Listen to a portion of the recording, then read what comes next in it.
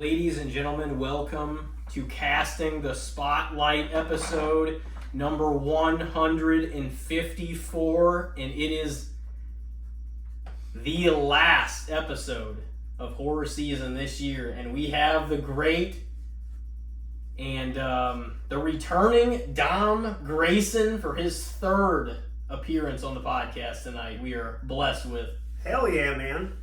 So I almost cut you off because you let in with the great, and I'm like, man, I don't know what the fuck he's talking he's the about great. right now.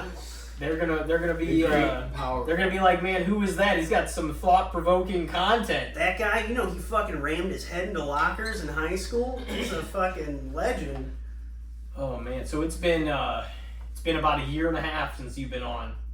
Yeah, I mean that's a pretty long fucking time. Obviously, you guys have gotten more set up and more into this. Yeah. So I'm glad to be on with all this new tech. You got your own personal headset. You got your own mic. Dude, when you said you can, the color coordination, like you can be Raph. I'm like, yeah, I'm gonna be Raphael, the fucking best Ninja Turtle.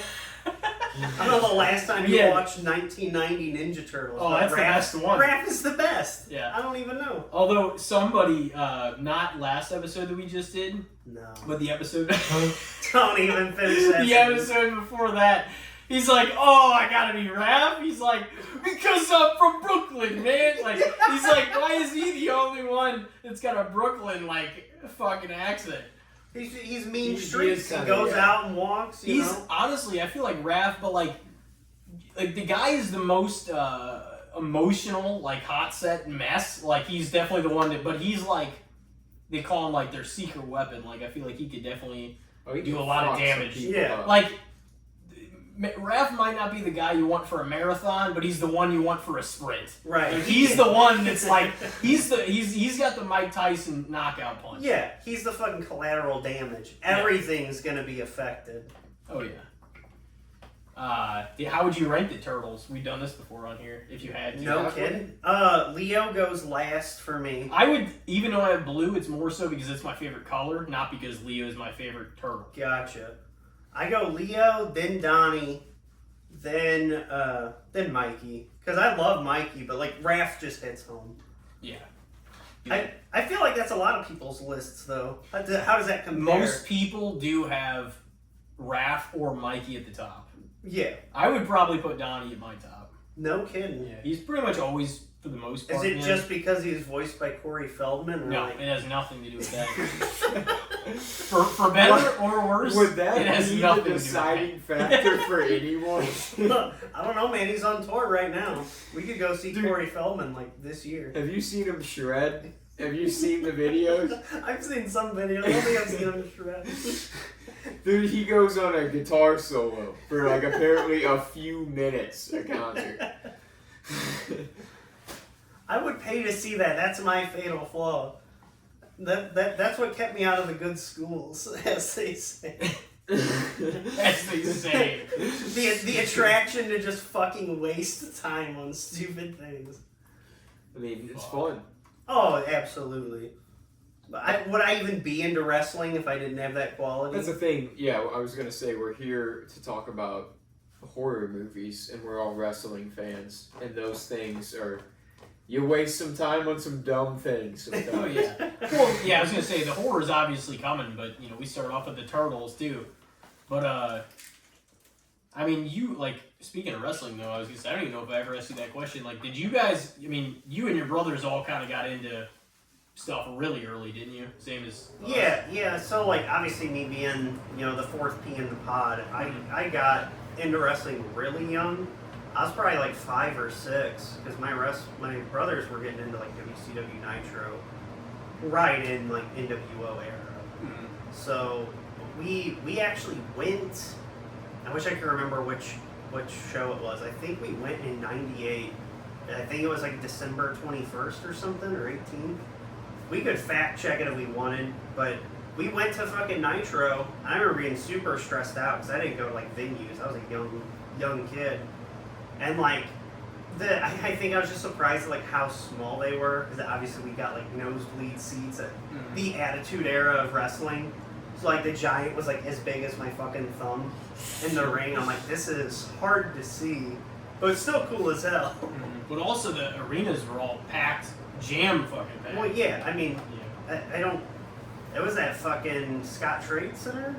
Yeah, it used to be like the Heel or the Heel Arena It or was something Heel, like that. and then it was Savis, and then it was Scott Trade. Now it's Enterprise. I think it was Keel because I think it was Keel whenever like Kane debuted at like Bad Blood in '97. Yeah, okay. But yeah, I mean, I've been into it for a long time. It was easy for me to just be like placeholder Rey Mysterio ragdoll wrestler. So I learned a lot of cool like tornado DDT shit and like just momentum you want your body to have when you're doing moves. So it was kind of funny because by the time I went and like trained up in St. Louis, their like backyard was such a bad word. But then like a lot of guys would like applaud me for like having no training and like doing good bumps or like just picking up real fluid stuff right off the bat. And I'm like, I've been doing this. I just haven't been doing it your way. Like, Yeah. it's very much a language. But I mean, you got into it super young too. Yeah, me and whenever I tell people, I'm like, you know, some people are, answer questions like, oh, I've been into this thing my whole life. Like, in all seriousness, I don't have an instance of my life that wrestling wasn't a part of it. Like, I don't remember anything without it being a part of my life. You know what I mean? I get it. For me, it was like fucking Pokemon. Once it happened, there was never a time in life where that wasn't a thing. No, and you know, and being that, I mean, I probably was as early as I can remember. Like, you know, I was still watching Stone Cold and like the Undertaker, like the Attitude Era and stuff like what was going on. I was that young, but they were still all there. Plus, Blockbuster was a thing, so you missed pay per view or WCW or whatever, go rent all their pay per views. You know, and we did. So even if I didn't watch everything live, I mean, I was caught up as a young kid really early, so I knew all the shit that had happened in like the Attitude Era, and you know what I mean? Yeah. And we would do that like really young, and because our dad was into it, and we got into it from him watching it and everything else, it just has been there ever since. Like kind of like what Corey talked about when he came on here. I don't know if you listened to his episode or not. I did, yeah. But. It like there's been waves. Him more than me. Like he strayed further away at his like furthest away from wrestling than I ever did. But there were times that I was more interested in others too. Like sometimes just during like the early PG era stuff, it was getting really rough. It was kind of rough. 2010 was kind of rough because like TNA still had some good stuff. 11 was rough. 11 was rough, but you could see like the holes and stuff, and like TNA was great. It seemed like it was great for like 05 through like 09 or so, and then like Bischoff, Hogan, and I don't fully blame them because honestly, I like Bischoff and Hogan in different ways. They made a good product, but the problem was you had such a dedicated fan base, like you're saying, that 05 through 09, the six-sided ring, all these Ultimate X highlights. The first thing we're gonna do, brother, is change it to a 4-sided ring. Right. It was like, yeah, like that sounds great, but this is what this company is. But Hogan didn't see it. He's just like, that's not traditional wrestling. Right. That's not real wrestling. Yeah. You gotta get the 4-sided ring in here. And see, I respect Bischoff as a businessman, and he knows like how to market, how to clean things up and make it. Some people are like, oh, he's an idiot. I don't think he's an idiot at all. No. This podcast is entertaining as fuck. Other than that. It definitely is. All these old guys have like valid opinions. They're just different opinions. If I listen to like Nash or Cornette or Bischoff like rant about something, it's like they're not wrong. But, like, for one, they are going to be more out of touch with the market. But they're not going to be out of touch with wrestling as a whole. Yeah. Like, they have a deep, deep understanding for how that is and how the payoffs work. So I always see, like, people on Twitter, like, disregard stuff. I don't know if you saw, like, Logan Paul's beef with Nash. That was kind of over funny. the comment. It was, it was super I had heard of it, but I didn't know any of what was said. Do you remember it verbatim, Elijah? I have to reach if I have to think about it. I think that it was that Kevin Nash said on his podcast because Logan Paul is getting paid a lot of money and he's like a part-timer that isn't there a lot and he gets time to kind of train before his matches. And Kevin Nash is like, I would kind of bully him in the locker room. Like, I would never accept him as one of the boys and stuff like that. And Logan Paul was just like, it just sounds like, he's like, Kevin Nash, like, Dude, I had to Google you. Yeah. He's like, it just sounded like another washed up dude that's pissed off because I'm better than he ever was. I don't remember the context, but it was something. Nash was shitting on him for not doing something enough. Yeah, like I think it was he was on said the he show. wasn't trying to be a wrestling fan enough. He's not doing his. He's not trying to become one of them enough. He's not trying to research. It was like shit that. So he was on Hulk Hogan was on Impulsive podcast, and Hogan said he mentioned a shoot, and Logan Paul didn't know what that meant. Like, he didn't know any of the terminology and, the kayfabe, really. So Nash was he's basically saying, you're not committed to this. He's like, you need to know this shit for the boys. He kept saying the boys. And so Logan Paul's mocking him. He's like, the boys. He's like, what the fuck you mean? It's just the locker room's not like that. It isn't. Yeah, there's no possible way it can be. Yeah. Because, you have benefits and shit now versus, when they were wrestling, Jesse Ventura's trying to fight to get him to unionize. And well, it's had to have changed if CM Punk's getting along with this locker room now. I mean, that's probably true to some degree. Yeah. We're all marks at the end of the day, the grand scheme, but it's got to be a healthier place than it was, is my point. In terms of dog eat dog, it's not quite like that anymore. Yeah. A couple of things Maybe the I Indies. take from that. It's Triple H had the best Severus Snape game face. He was never a heel backstage. He was always the most legit wrestling fan backstage. That's why we have all the TNA guys now. Mm-hmm. Or since he had NXT. It was they're getting their just desserts. Yeah. Motor City Machine Guns are already tag champs. Exactly. And as far as Punk, he has fucking Paul Heyman to go to now and talk. Mm-hmm.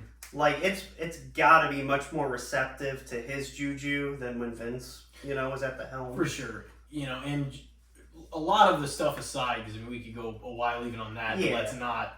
But Vince's decision making in general, it was just increasingly out of touch for years. It bottomed out. It's the last never. decade. It's never even. They're well, we don't have a. They're 55-year-old Goldberg. Fuck it, put the belt on I him. hate him. Everybody does. You hate Goldberg?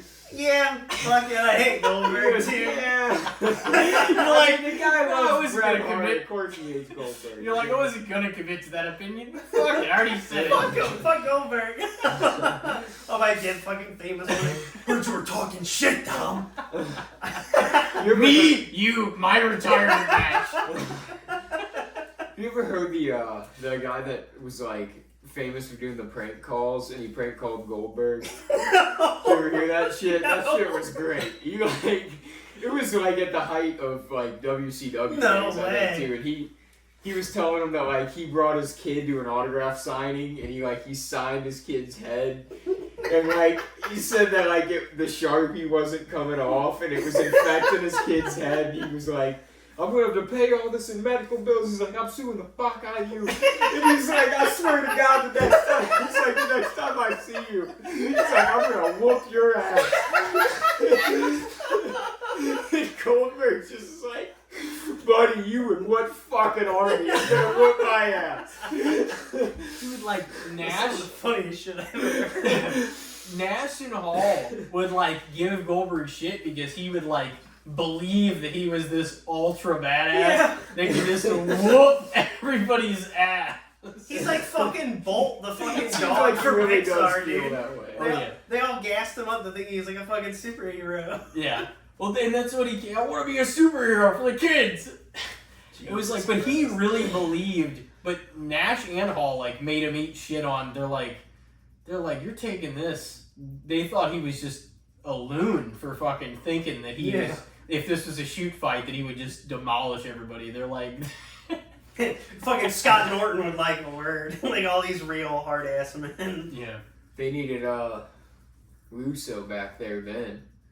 Because he was the one that was offering the brawl for all. He'd be fuck it. You guys wanna see who can really win? That would have been interesting. Although JBL people, he thought he was gonna win that, and Bart Gunn. No, Yeah. I was gonna say Dude, Brad. they But no, fucked Bart Gunn fucked them up, man. He knocked out everybody in that thing. That's the thing. Bart Gunn is the guy that, like, if you got in a fight with him in high school, or God forbid, like a bar fight or something, more than likely, unless you had training, he was gonna fuck you up. He had a hard fucking punch. Like, everybody that he knocked out with that, like, I watched The Dark Side on the Brawl for All. It was actually one of the best episodes, probably. Of course, it showed some of the unfortunate things that happened. Just like Droz was in it, and then they're like, well, later on this happened. Which, honestly, like that, obviously Droz didn't have enough time to establish himself as like a main player or anything, but like, that's really one of the worst things that happened that doesn't go talked about. You know what I mean? Because everybody talks about Owen and Benoit, but like Droz's situation was what's fucked up unfortunate. is like Droz was kind of more tragic because it was like the most innocent, I guess. Yeah. Like Owen kind of knew the risks involved. He did. It should have never happened. Once the practice run went badly, they should have called it off. Yes. I don't understand why they didn't. I read that in the book that Martha wrote. And I mean, obviously Benoit, but like, you know, no one could have. That couldn't have been prevented. Mm-hmm. Droz could have been prevented. And the difference too is like, regardless even of the Benoit stuff, had to do with wrestling and his time in wrestling. It happened as a thing outside of wrestling in his personal. Yeah. Like that's probably the worst thing that I always put it like this, and I tell people like I always think that I'm like the like Benoit thing was probably the worst thing related to wrestling maybe that ever happened, but Owen was probably the most tragic thing that ever happened in ring on a live national scale. Yeah. You know what I mean? Insane. I would agree with that for sure. If you wanted to separate the two, because Benoit's obviously was horrific, and there's probably nothing worse in terms of that, but it did happen in the ring. Yeah, it's not like you saw. I mean, I'm not even gonna make that joke, but it's not like you saw. Yeah. You know what I mean? It's. Do you think they'll ever make a horror movie of it? I hope not. I think it'd be distasteful as fuck. Absolutely. I sure hope not. And I don't think anybody in this family would sign off on Fuck no. Oh No, my God. they would have to make them the Benoits, you know? They would have. Sam and Brenda, yeah. No likeness. He's 6'5" and he has all his teeth. Look, people think fantasy films are in bad taste. They're definitely going to think that motherfucker would be in bad taste. Oh, fuck. That'd be terrible. The thing about Droz, though, I was going to say, like, his didn't even look like it was something that should have been an issue. It looked pretty normal. Yeah. It was kind of a weird, they just Like, were not it with didn't- each other on that. I don't even remember what move it was. It was like It's a power bomb. bomb. Yeah. And they didn't go, and then he like dropped him. That's the thing, man. That is something that is scary in everyday life. Even if some of the I don't even want to put it out there because it's that It scary. is terrifying.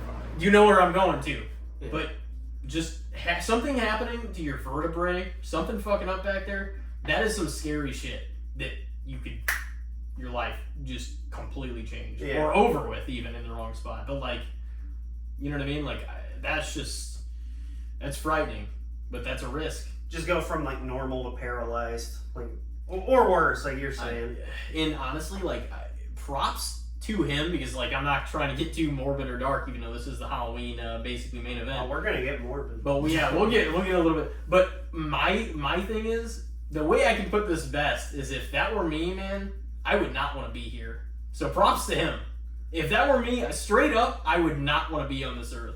I mean, it'd be hard to accept at first. That's the thing. I think it would take some acceptance, but I'm not saying anyone else has to feel that way. That's just the way I feel. But I mean, and I get that because I feel that way now. But if it happened and you had to feel it for a while, I feel like it's either acceptance or death, you know, at the end. That's so everything goes horrible down to say, but and to think D'Lo Brown has to live with that. yeah. And Like you said he felt bad. still, when he wrestled yeah. for a while after that and trained and did everything else. And you know the I thing don't was, even know if I could wrestle after that. I'd be like, dude, I'm so sorry, dude. I'll become your personal caretaker.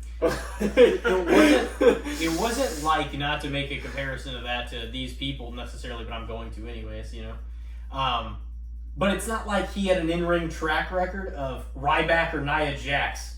He knew how to take care of people in the ring. You know what I mean? Oh yeah. What's funny too is like professional wrestling's weeded out so many people that Nia Jax and Ryback stand out because everyone else is predominantly a safe worker. Yeah. You know, if you fucking were wrestling in WCW on any Monday, you probably had like 10 guys who could kill you that night, just not knowing what the fuck they were doing. Dude, some of those guys they would take like pills and shit backstage, and they would just get fucked up, like Scott Hall and like Raven and everybody. Taking ecstasy, just passing out ecstasy backstage. It was a party. They all had bad contracts. All right, let's NWO. Let's just go out there and talk about nothing for 45 minutes. Yep. Sell t-shirts. Dude, I think I'd start feeling awkward. If I was on drugs, I think after a while I'd be like, there's like 17,000 people watching me, and I don't even know what I've said for the last 10 minutes. And millions, fuck out of here. Millions at home. Way more than today. Well, some of those venues had like 40,000 people. Like when Nitro, when WCW was hot and killing it in the Monday Night Wars, I mean, they had like fucking pay-per-view sized crowds every week. So like, I mean, yeah, they're just drugged up narcissists at that point. Like, oh, I know what to do in this environment. Just fucking pretend I'm the king of the fucking gas. Just go out there and talk for 30 minutes. Dude, they would, like, and then that one that one episode where like Big Show they got in trouble for that, just smoking a cigarette and then just smoking it in the ring. He's just like, what the fuck are we doing? It just looked just live TV. Just looks like a fucking slob in there. Fucking smoking. Just fucking had the match with the fucking stick hanging out. Choke slam. See, like, there was just a difference too, because like ECW and the Sandman, you like expected that grittiness. But like, Show was coming out, there was 20,000 people and 7 million watching home, and he just like fucking for like 7 minutes on a cigarette. They were ECW, you know. They were like they were Turner National. They were even television. a little cleaner than like WWF. Well, in ECW there was 200 people in the audience. They could do that, you know. I mean, I just didn't know you were so big on, such a hater on cigarettes. Oh no, I'm not. Honestly, the year that I played, I realize you're fucking square, dude. The year that I played Joker for Halloween, like I had to be Joaquin Phoenix character. I smoked 13 cigarettes that night. Okay, have you seen the new one at all? Oh yeah, we saw it in theaters. Part of me wishes I hadn't. Okay, that's where I was going with this. Yeah. I was like, what? Did you? I haven't. Okay. I don't you think can say whatever you want. I don't think it's gonna hurt my feelings. It wasn't a terribly made film. I'll say that. The best thing I can say about it. I mean, Joaquin played his role fine. I guess it was good, but it was just musicals are just not my thing. But it wasn't even just the musical aspect that ruined anything for me. You know what I mean? It was a lot deeper than that. Even I would say. I heard it's kind of like feverish. There's a lot wrong with it. Yeah. It didn't build upon the first one at all either. It was all about like the aftermath of it. And they spent their time singing in the courtroom, and in the courtroom stuff I thought it was, some of it was actually pretty entertaining. Like some people were like, oh, it was a court, and I'm like, it didn't bug me that there was a lot of courtroom scenes about the aftermath of the first one. But they used Lady Gaga as like Lee Quinn, like her, it's not really like Harley Quinn, but it's kind of like a version of what that character is. Okay, yeah. They could have done so much more, so much better with it. Her character was like inconsequential. Like it didn't really even, like the reason they even brought her into it and as part of it, they ended up being like, it kind of ended up feeling like they're like, well, fuck that anyways. It doesn't matter. Like her character and her role. It felt like not that she was bad. I mean, I'm sure she played her scenes to the best of her ability, but what they had for her was a dead end, and it was not a good arc. Nothing about her character in that movie was like anything to be praised about. I guess it's kind of cool if they didn't immediately follow up the first one, because it kind of sounds like they can't undo any of the success of the first one. Yeah. With this movie. and I'm not saying it's the best movie I've ever seen. It is up there, and it's certainly on my top 25. But that movie was a masterpiece. It did a lot of things really, really well. It was a really well. I don't know anybody who watched it and was like, "This is fucking stupid." I think that the main thing that people were mind blown about with this one was that it was a follow up to the first $1 billion grossing R-rated film. The first one ever. Like a massive And it's success. just a massive fumble in that regard. And it was a courtroom drama musical. And neither of those genres have grossed even in a top 25 grossing films of all time. And they're like, why did you take it this route from that? It begs the question. Well, like, we talked about horror sequels a little bit before this. Like, I would gladly watch a B-list fucking nightmare sequel before I watch something that's just, like, gonna waste my time. Yeah. Kind of back to the point I made last time. I think I talked about the Batman, and I was like, yeah, I would rather watch Batman and Robin. And that was my hot take. Oh yeah, you're like Batman and Robin. We'll talk about that next time. We can cut that up a little bit if you want to. Yeah. I mean, it's still between Pattinson's, Christian Bale's, the Ben Affleck movies. I think it's still got to be the worst Batman movie, right? No, What's that? Batman and Robin. I mean, didn't we address this last time a little So bit? You said The next Batman. time we'll talk about it. You think The Batman is the worst? Is that what you were saying? No way. It's definitely the one I would be least likely to watch again. Really? See, Yeah. I will With say... Michael Keaton and Jack Nicholson? No. Oh, with the Robert Batman. Pattinson. Oh, okay. I can see certain points of that. Now, I'll say Robert Pattinson's easily a wildly better fucking Batman than ER. What's his name? Michael Keaton. No. From Batman and Robin. George Clooney? George Oh, Clooney. Yeah, I mean, yeah. because it was just like, we talked about how it was like, it was supposed to be cartoonishly like the 60s, syndication. But, I mean... Yeah, it was very, Batman Forever really leaned into the comic booky style, Mhm. but like Batman and Robin was like, this is gonna be full on. Oh, yeah. But that, like, my love for, like, cheesy horror movies easily has me loving Batman and Robin. Because, like, the goofy fucking Bane costume that made no sense.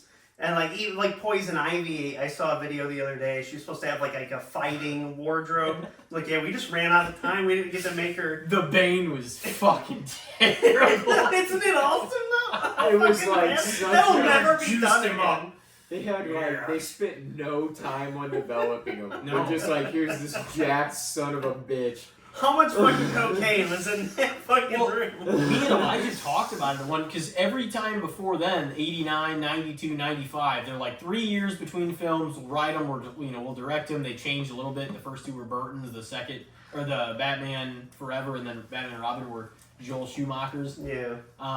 But Batman Forever, it wasn't perfect, but it was entertaining. And it was absolutely like a salvageable. It had redeeming qualities enough to me for you to be like, yeah, that was actually pretty good because it was entertaining. Not that it was a grade A Batman film, Yeah. but it had a lot of likable things about it. I can tell you why none of this was relevant, because all they fucking cared about was merchandising. Oh yeah, that's why they churned out Batman and Robin in 2 years Yeah. because they said it was the first one. All the other ones are like, no, we want to make the sequel. We want to make the sequel. The studio was pushing against them every time. They said by the time it was Batman and Robin after the success of Forever, they're like, this is the only one with Batman and Robin that the studio was like, how quick can you make this? Make this, make this. Like they wanted more toys and more toys. And then Batman and Robin came out and then the world stood still. So, I mean, that's what you get. They wanted them to rush it. I mean, the toys were cool as fuck. They were. I had like a chrome Batman. And the Villains Cafe in Six Flags is pretty badass. Oh fuck, dude! Oh, Six it was. Flags used to be the fucking shit. Riding the log flume and shit. All the villains, like, how they got all the rides and shit. The log flume. That's the one you pick? No, the You log remember flume. the fucking DC comic, the log flume? My fucking... all the No. DC comic characters. that My have a ride. my earliest memories before I could ride this, I wasn't tall enough, was Yeah. of like the log flume. I was like, oh Log man, that flume last was- hill, it brings all the water on you. Did you ever stand at the little spot when the tidal wave Oh came yeah, down and that just get fucking motherfucker smoked? smashed you. Just fucking knock a kid out. Like, Yeah, I don't they know just why. smoked Places kids. have that gimmick like it's a good idea. It's like, yeah, like a 4-year-old kid's gonna get demolished. I was probably preferential to Mr. Freeze compared to Batman, honestly. The ride. Oh, I don't even know. That's not a hot take at all, Tim. I don't know. I If it's don't know. I didn't I say think hot Mr. take. Freeze though But I think pisses it's me badass. off because it's always a long line, and it's fucking 8 seconds. So there were like 2 years. One of my friends had like the Flash Pass stand as a job, and so I was only going, and I'd have Flash Pass every time. So dude, I've like ran those parks for like fucking a season and a half. And like at the same time they came out with like a dining pass and it was like dirt cheap.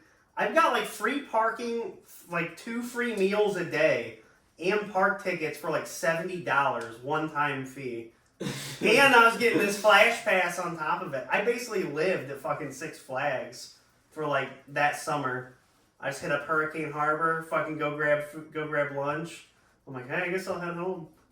That's cool. Man, some of those hot days in the summer, I'm like, man, I really want to go to a water park. Like, it just sounds it sounds like it would feel tremendous. We need just like another untethered water park in like the St. Louis area. We do. Is there anything except Hurricane Harbor like around there? Not to be around like that. here. There used to be that like River Chase place way back in the day. Do you remember that place? So yeah, like you'll have these. You're talking about that one in Fenton or I whatever. think so. I mean, there's like these aquatic centers, but it's like it's either like a residential membership or like some YMCA shit where you gotta buy a membership, like a fitness Rex. program. Just so I can go down the slide, fucking. Yeah, they got like 36 a pool times. and a slide. I'm and in. a diving board. I feel like you're only here for the zip line. Fucking. Yeah, I was gonna bring that skit up earlier too. I was like, that's probably one of my favorite ones of that show. Dude, did you see? It was kind of horrifying. The one where we're fucking talking about. I think you should leave for reference for anyone who hasn't watched this show. It's on Netflix. Tim Robinson's skit comedy, and there's an episode or a skit where like he sees a pig in his house. Yeah. That's gotta be one of the hardest laughs I've ever had in my life. Because this thing looks like a fucking like a Gorgon, like a fucking Ghostbusters level monster, and it comes crawling through a dog door in his house. And then like he admits it's like a hallucination. So like it's in a Richard Nixon. He's like, that thing was real. You're a fan of Ghostbusters, right? Yes. I was gonna say Elijah's like I've seen at least the first 2, but I've never.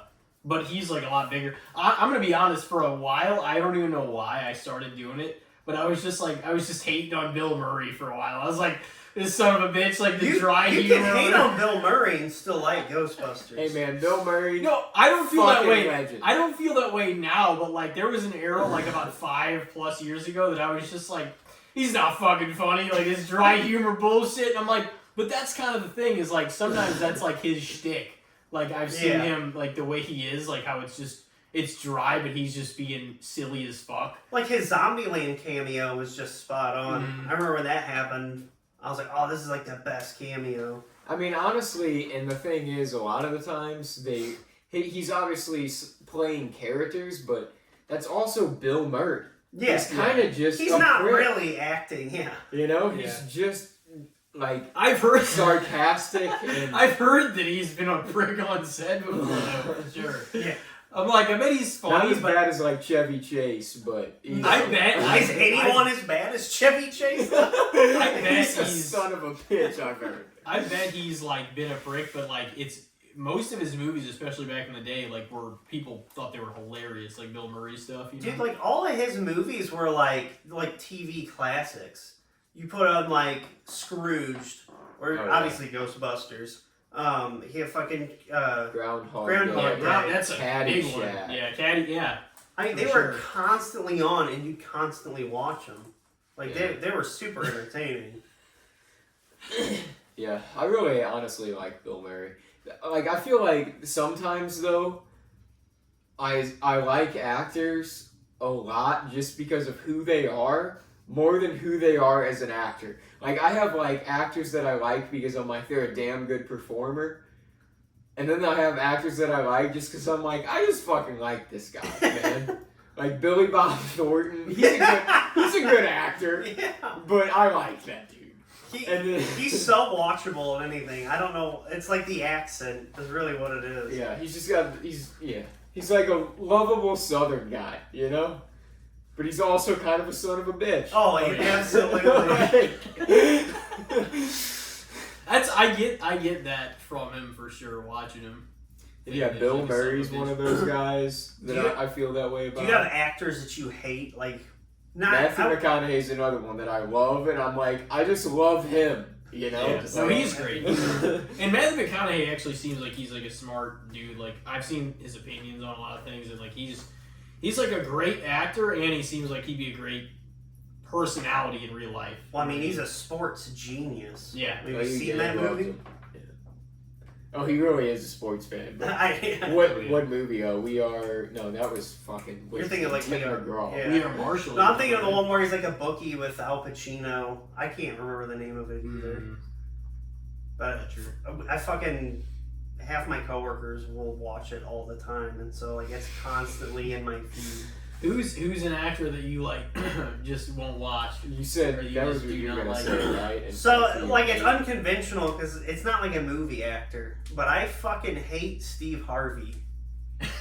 I absolutely hate. I would get into a fucking boxing ring with Steve Harvey. You wouldn't even have to pay me. It's funny. He might even fucking destroy me. Like I would take Steve in his prime. I hate him so fucking much. It's just a guy that's not really all that hateable, so Dude, it's like, just kind of funny. What I don't understand though, like every time you turn on Family Feud now, it's always like, oh, what's a body part? Just blah blah, and then one of the ladies is like, her nipples, and he's always like, Yeah, the fucking Steve Harvey face. That's fucking annoying as shit. It has to be like. Not that I care, but it's like it has to be just so he makes his dumbass facial expressions. It has to be like a sexual thing, and he's like, "Oh." Yeah, that happens all the time It's on like- Family Feud. Like, I'd say maybe in the bedroom, and he'd be like, "Oh, come on now, It's Mike." like, in case he'll fucking Come on. walk the whole set like, oh my god. I can't. Let's see if it's up there. Yeah, he always. Let's see, in the bedroom. Yeah, it's fucking 50 points. Of course it's up there, Steve. Of course, everyone fucking wrote that. You fucking numbnuts. He always. I want does to that. drop kick him in his bald fucking head. Oh man, we found a pressure point. I full on just expose it. You guys didn't even ask. I'm like, hey, anybody hate anyone? I fucking hate Steve Harvey. I want to fucking. I don't I'm like, I love these guys. You're like, yeah, that's great. You know who the fuck I hate? We're gonna learn about Tom. He's a real mad individual. Steve, like, I don't necessarily hate him, but like that shit honestly is annoying because it's like all it is waiting for the soundbite of something that he can make a fucking innuendo out of. You could have. and have a shocked face like it hasn't happened 1,086 other times. You could have AI write a fucking Family Feud episode, and it would be the exact same. It would write it flawlessly. Is it up there? Fucking yeah. Oh. Of course it's up there. You fucking know it's up there. Fuck you, Steve.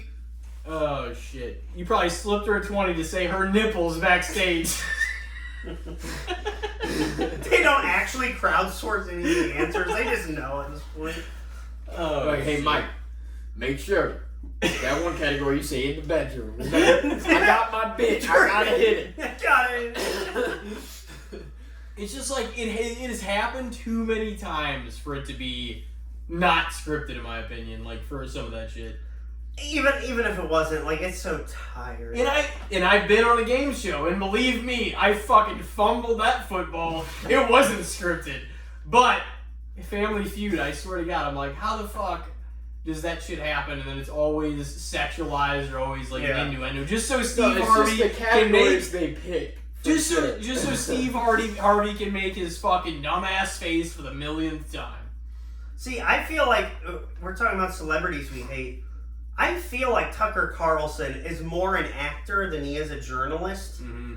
So, I mean, obviously I would hate him. That's not a hot take. Several of those guys and girls is gonna say like lean into their whenever they become really polarizing, Right. especially then because that that's like what we've been taught in this country too is they're like, oh fuck, at this point like there's more money to be made in the divide than the unification. Oh no, we want to fund like literally it's whenever there's two separate things or two separate parties or two whatever, whenever they can get anybody to line up on two or more sides of something and split everybody up, there's like it's more money. If we're all thinking the same thing, that's not good. We need to vote to change when the fucking election happens. Because it's literally the best time of year, but every 4 years it fucking sucks. Doesn't it? It ruins it. It ruins it. You could carry your horror movies on a little bit longer, like as far as like the October feel of it. And like you can't on the election years because they're like, no, fuck the election. Like you gotta get in this mode right now. It's like fuck no. I've been watching so many like horror movies on like streaming services, and I'm like, I'm not gonna pay to have no ads on like all these, or I'm sharing someone else's. And every fucking ad's a political ad. And I'm like, I just want to fucking watch a woman get sawed in half on a low budget movie, and now it's a tall ass. That's how I feel even watching football. I feel like oh my god, yeah. Football, I'm bombarded. It's like, dude, I'm just trying to watch the fucking game. I put on the fucking Monday night game on Peacock, which like I wasn't that into, but at least the ads, they would just play like just a general stock footage of like, I guess it was fucking San Francisco. So it's like I wasn't actually getting the ads, I was just getting the commercial break. And I was like, oh man, this is so much better. Because I was watching fucking NFL on Fox or CBS. I'm like, this is dog shit. Like, unless the game is like popping off, I cannot justify these fucking commercials. It is rough. Like, election year, I hate the election year. I don't know if it's just because it's been 4 years, but it's like I hate it more this year than I've ever hated it. It feels rough. I've just tried this year harder to ignore it than I ever have before. So I don't blow up and get in my opinions and start doing that because I know it's still somewhere in me, but I am really trying not to uncover that again because it's been 4 years and I've stayed away from all of it and I've got myself on focusing on like the things that I care about. And I don't want to suddenly start projecting all my other opinions that aren't going to change my point of view or most of these other point of views anyways. Yeah. And most of the people that see it probably don't see it the way I see the oppo of what I'm trying to project to. Yeah. Most of the people probably agree with at least half of what I'm saying. But the loudest voices are the extreme voices. Well, and like, do you ever find yourself like people around you at a job or you're going out and someone's on fucking one and it's like I'm just hot-headed enough that like I have to, oh, this is a fucking wildfire, I better piss it out and like just fucking rain on their parade because they're just saying dumb shit. I'm like, if you said something factually right, I would ignore it, I'd go about my day. But like I wish I could tune it out a little better because it's just fermenting, dude. I'm ready to catch fire. Like, some poor guy's gonna catch me on the wrong day. I'm just gonna be a menace. And he's gonna get the jack attack. He's gonna get the fucking jack attack, my God! And by God, he's broken in half!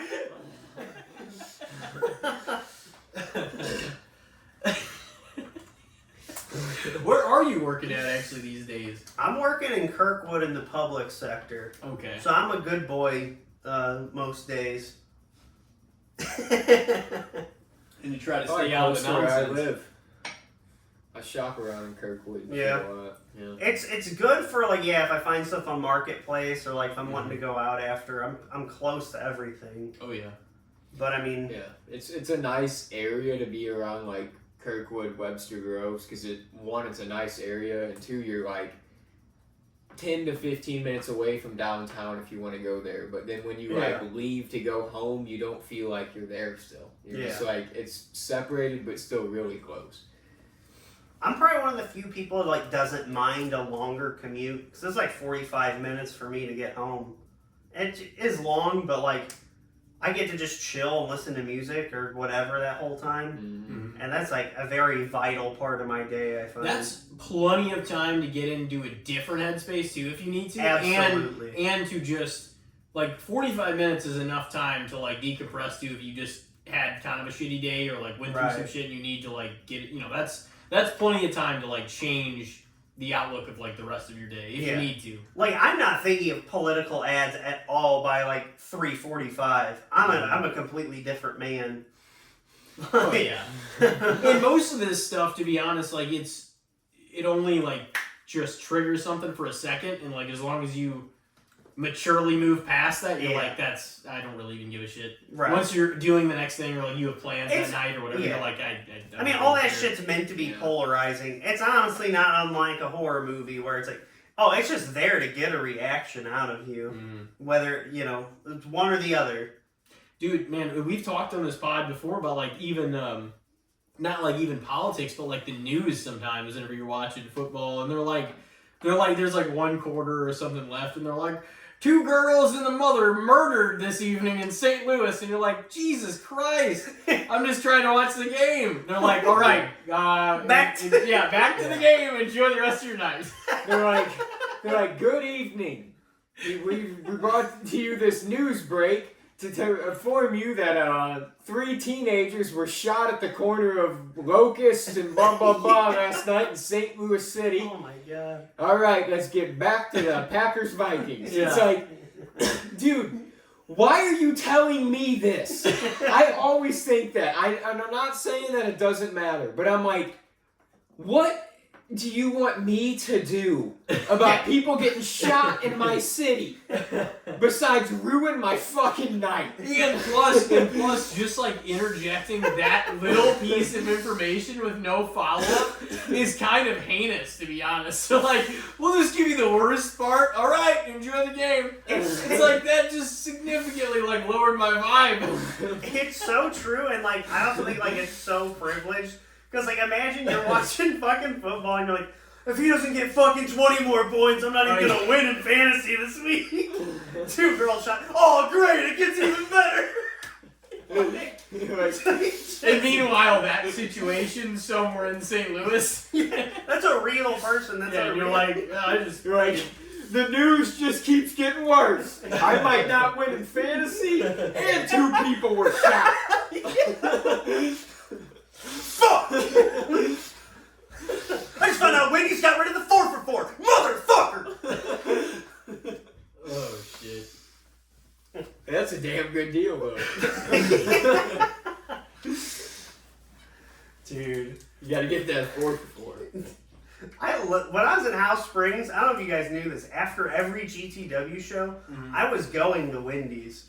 Oh, Wendy's is one of the best. It might be #1 fast food still. It's like, it's the safest. And what's funny is George Carlin had a joke, and that was just like a stepping stone in the whole joke. He's like, what are you gonna do, be safe your whole fucking life? Is you gonna eat at Wendy's for every meal? Like, I remember that sticking with me. But, like, Wendy's was always clutch. And, like, whether I got a 4 for 4 or what. Denny's, so, there's... Denny's is fantastic. And breakfast. Denny's is for watching wrestling. Any live show, we'd go to Denny's. I would still do that, but I haven't been to a live show probably since, like, Money in the Bank St. Louis, like, 2018. Like, it's been a while. Oh, you mean, like, for a big company? I was going to say, yeah. You guys went to that, you guys went to a show last year, you said, didn't you? Yeah, we went to a Glory Pro show last year, and I think John Morrison was on the docket. I think he wrestled, like, Raheem De La Suede or something. I've been to, like a pro wrestling epic show and then, like, a couple Grandel shows in the past, like, year or so. I keep meaning to go to Pro Wrestling Epic. What's cool is, like, I knew Lenny back when I trained. Obviously, he had, like, a promotion at the time anyways. So, he's been doing that for a while. But it got, like, even more, it wasn't, like, personal, I'd say, because it didn't involve me at all. But do you know that Daddy-O's Cheesesteaks guy who's in, like, the Jeff County area? Yeah. I've been going to him, like, since he started. And so I built up a rapport, because he always, like, named his shit after wrestlers and all that. And I remember I, like, tagged him in one of Lenny's posts about, like, sponsoring. I was like, you should have this dude sell cheesesteaks here if you've never done that. Like, this is the match made in heaven. Because, like, and, like, I remember seeing Don, the owner, like, at a fucking Walmart when he was set up. I was like, oh, yeah, bought a ring from the wrestling ring from this guy. He's like, oh, Lenny? He's like, oh, man, we went to that show last night. He's like, we loved it. And he was telling me about Benjamin Trust. He's like, he's an absolute heel, man. I love it. I was like, I haven't seen him, but, like, looks legit. He's obviously getting pushed, but I haven't been to a live show, since last year, and I knew some people that, like, really from when I was training, but not a whole lot of people outside of that. Yeah, like, personally. Yeah. I know, I mean, like, because I still go, occasionally will go and, like, talk to, like, Tootie and, like, Nelson. Yeah, like, that's who we talked to, like, literally, like, me and Corey were talking to Tootie, and that was pretty much it. And Camaro's, like, he's pretty on top of things right now. Oh, like, he's winning, like, world titles and shit like that in different promotions. Me and Cody, though, who's been on here several times, just was on a couple episodes ago with Jason, the one that was talking about... So last episode, but no, it was a couple. Yeah, it was a couple ago. But we would go to, like, that DB's Bar and Grill after... Yeah. And they actually had a sandwich called, like, the Titty Club there. But it was actually a really good place. Like, their wings were really bomb and stuff. But we'd, like, see Tootie and Camaro. Mike Outlaw would come in. Will. So, like, those guys, I'm really the Alpha Omega thing. Yeah. So, I mean, like, we'd see a lot of the guys there. And, a lot of the people that we did train with, obviously, too. But, I think we went there for, like, a WrestleMax show and then maybe a Pro Wrestling Epic show as well. Like, me and Cody went to, like, 3 or 4 shows in the last year and a half. But we would go there, like, we went there a couple of times. So. I always get invited out by, like, a couple friends. And usually I'll have something going on or some reason I can't go. But, like, it's weird because I would rather be doing it than, like, watching it at that level. And obviously that's, like, not a sacrifice I'm willing to do, is, like, commit to actually working shows consistently. Because if you're not going to work them consistently, like, no one's really going to want you on the docket because you're just half-assing it. Yeah. Like, there's a bunch of people who want full-time wrestling. And most of the people that are working only occasionally are, like, guys that have already been in it for 20 years. Yeah. I mean, all those like LWA guys. Jeremy Wyatt and people like that. Yeah.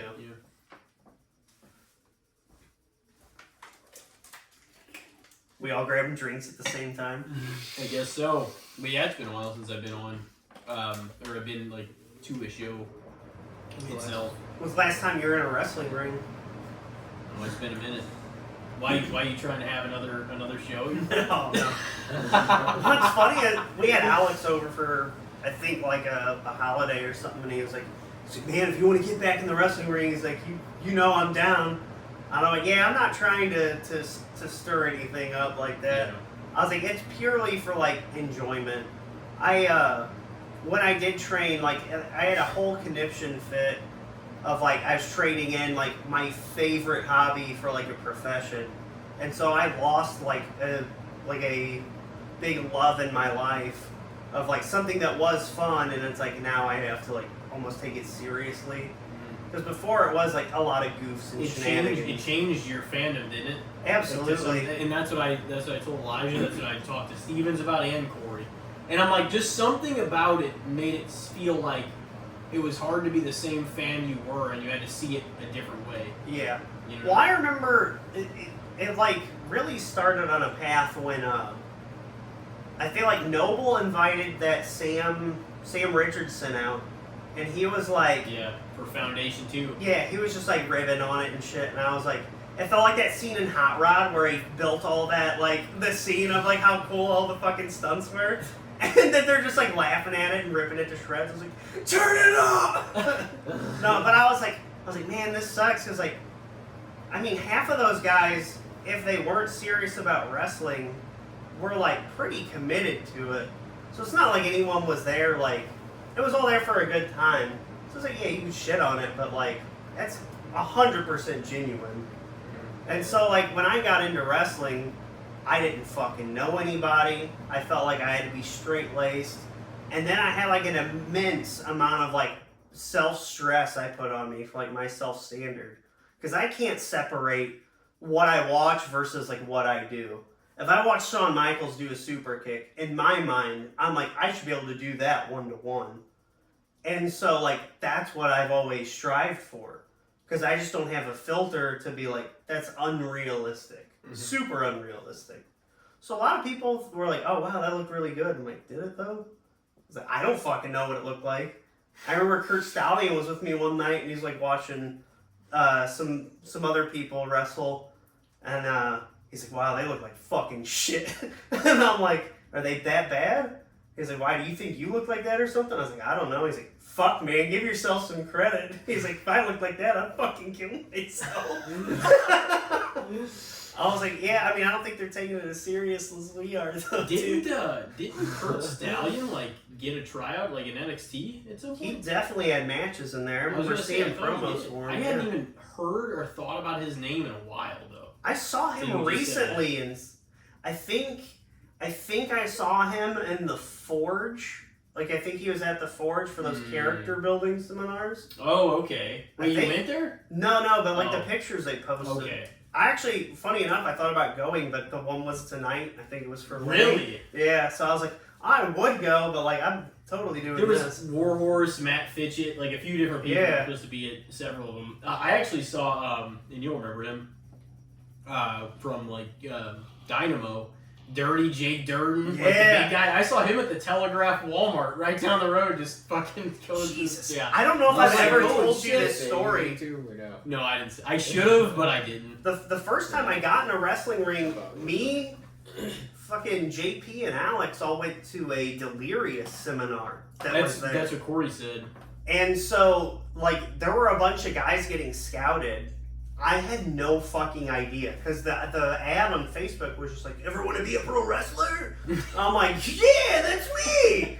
So, like, we went, just some plucky fucking idiots, paid the $50 or whatever it was, and, like, these guys are actually, like, doing, like, full-on, like, matches. Like, they know their spots, and so, like, there wasn't, like, a warning period. I get in the ring, and, like, one of the guys kicked and synced me, and, like, straight up, I couldn't fucking breathe because I didn't know how to sell it. So I just took a straight knee to the gut. And I'm like, and no one helped. No one knew it. They thought it was just fucking gimmick.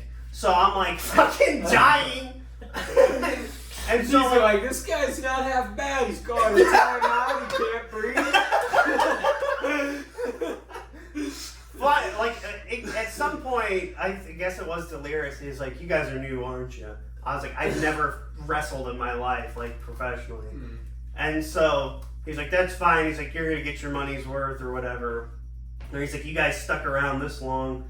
So I had, like a 2-minute match with Durden. And I kept, like, we cut promos and everything. I kept calling him Tyler Durden from fucking... from Fight Club? So I'm like... Dirty Jake. Long story short, we're in the match or whatever. I take a clothesline at some point and, like, donk my head, finish everything. I'm like, I get out of the ring. I'm like, I'm really hot. I'm going to go to the bathroom real quick. I come back. I look at Alex. I'm like, was I just in there? And he's like, you don't remember? And I was like, no. Like, I remember key functions. I was like, I don't remember anything. You have a concussion? I absolutely had to have. Oh, yeah. Have you ever had one before? Not prior to that I'm aware. Yeah. Well, that's not true. I think in high school I might have had one. We did like this, it was football, but it was more like a wall of death. Mm-hmm. And I was fucking lined up opposite of John Presley, who at the time was like 6'3". The Long John. The Long John. Do you see my size? Well, I saw his fucking size, and I'm like, this isn't gonna work out well for me. No. So I was like, I'm fucking dead if I don't do something. So I do a fucking midair senton into his chest, and I was like, yeah, I don't really remember what happened after that. Oh yeah, that's probably not good. No, probably not. I teamed with the Long John one time. You got that size and stature on your team. Opposite of you and Corey Roberts. Jesus, when was this? This was, I want to say like... Is this at my house? I think, no, this is it. This is it, Indy Soto off Beatriz. Our old place. I want to say it was 07, but it might have been 08. It was 100% one of those years, though. And it kills me that I don't know, because once upon a time, like, there's no way I would have even gotten the year wrong. Like, no way. I have no memory of John ever being present in that. Yeah, he was in there. He was, it was... Did he have the white tank top that said Yeah. the one? Okay. That's all I remember. He came out to Cashmere by Led Yeah, Zeppelin. okay. It was the fucking Kevin Nash TNA. Yeah. The Long John. Yeah, he did. Honestly, when you came out to Higher Ground by the Red Hot Chili Peppers, I was like, that seemed like it fit you, like, at least at that time, perfectly. Like, to come out to that. Better than, like, whenever you and Zach Tilley came, like, the year before that. Yeah. I think the Long John thing, I think that was 08. If I had to put a date on it, I would say it was 2008. Because you and Corey also had a single match, and we did, like, 4 matches that show. You know, always make use of it whenever everybody can come together. Yeah. So we did a tag team match. You and Corey, there was like a few things that we did. But that had to have been 2008, I think, 100%. Christ. But yeah, that's what's fucking crazy. That was, You even just that took me into a fucking time machine, dude. That was like 16, Higher Ground. But that like fit you really well, and you're like, yeah, no, my name is Jack Hartwell. Like that's just the go-to name. Yeah. And like it was because you and Corey had one of the best matches, like without obviously any ropes, any fucking sort of whatever. Like you and Corey just didn't even talk about anything except for maybe the finish, and you guys had one of the best matches. For years, I didn't really have like a real comprehension of like how wrestling worked. Mm-hmm. So it was interesting how I would fumble through things because it was like almost just taking it as like, is this a logical like stopping point? Like that this guy's taking enough of a beat down, that was a good finisher. Yeah. It's not going to get better than that, then this is the crescendo, this is the pin. Yeah. And so like that was a lot of the times how I would go. Whereas you and Corey, especially like maybe even from that Harley Race thing or just watching like WWF where there was a lot more structure, like it's obviously a hope spot, it's obviously heat. Yeah. It's not just, and this guy came in and now they're trading kicks and punches and whatever. Like everything in WCW was a schmaz. So it makes sense in hindsight that I didn't really grasp how, not choreographed, but how sectioned the composure of the match was. Yeah, we would like always have like a finish. I feel like their idea for our finishes were always pretty good. And like, see, that was one of the WCW like weaknesses. Like they had no idea how to end like, especially a big match. Dude, how do you not know? I feel like that's the easiest. They had one of and always ended interference. Ideas for that. Mm-hmm. I think there were like whole pay-per-views where every match was a fucking interference. Because the top talent probably never fucking wanted to lose clean over there. That's exactly what it was. Yeah, ridiculous. All of them, you know. It's like you got to realize that the whole show is gonna look fucked up if none of you are gonna take a loss.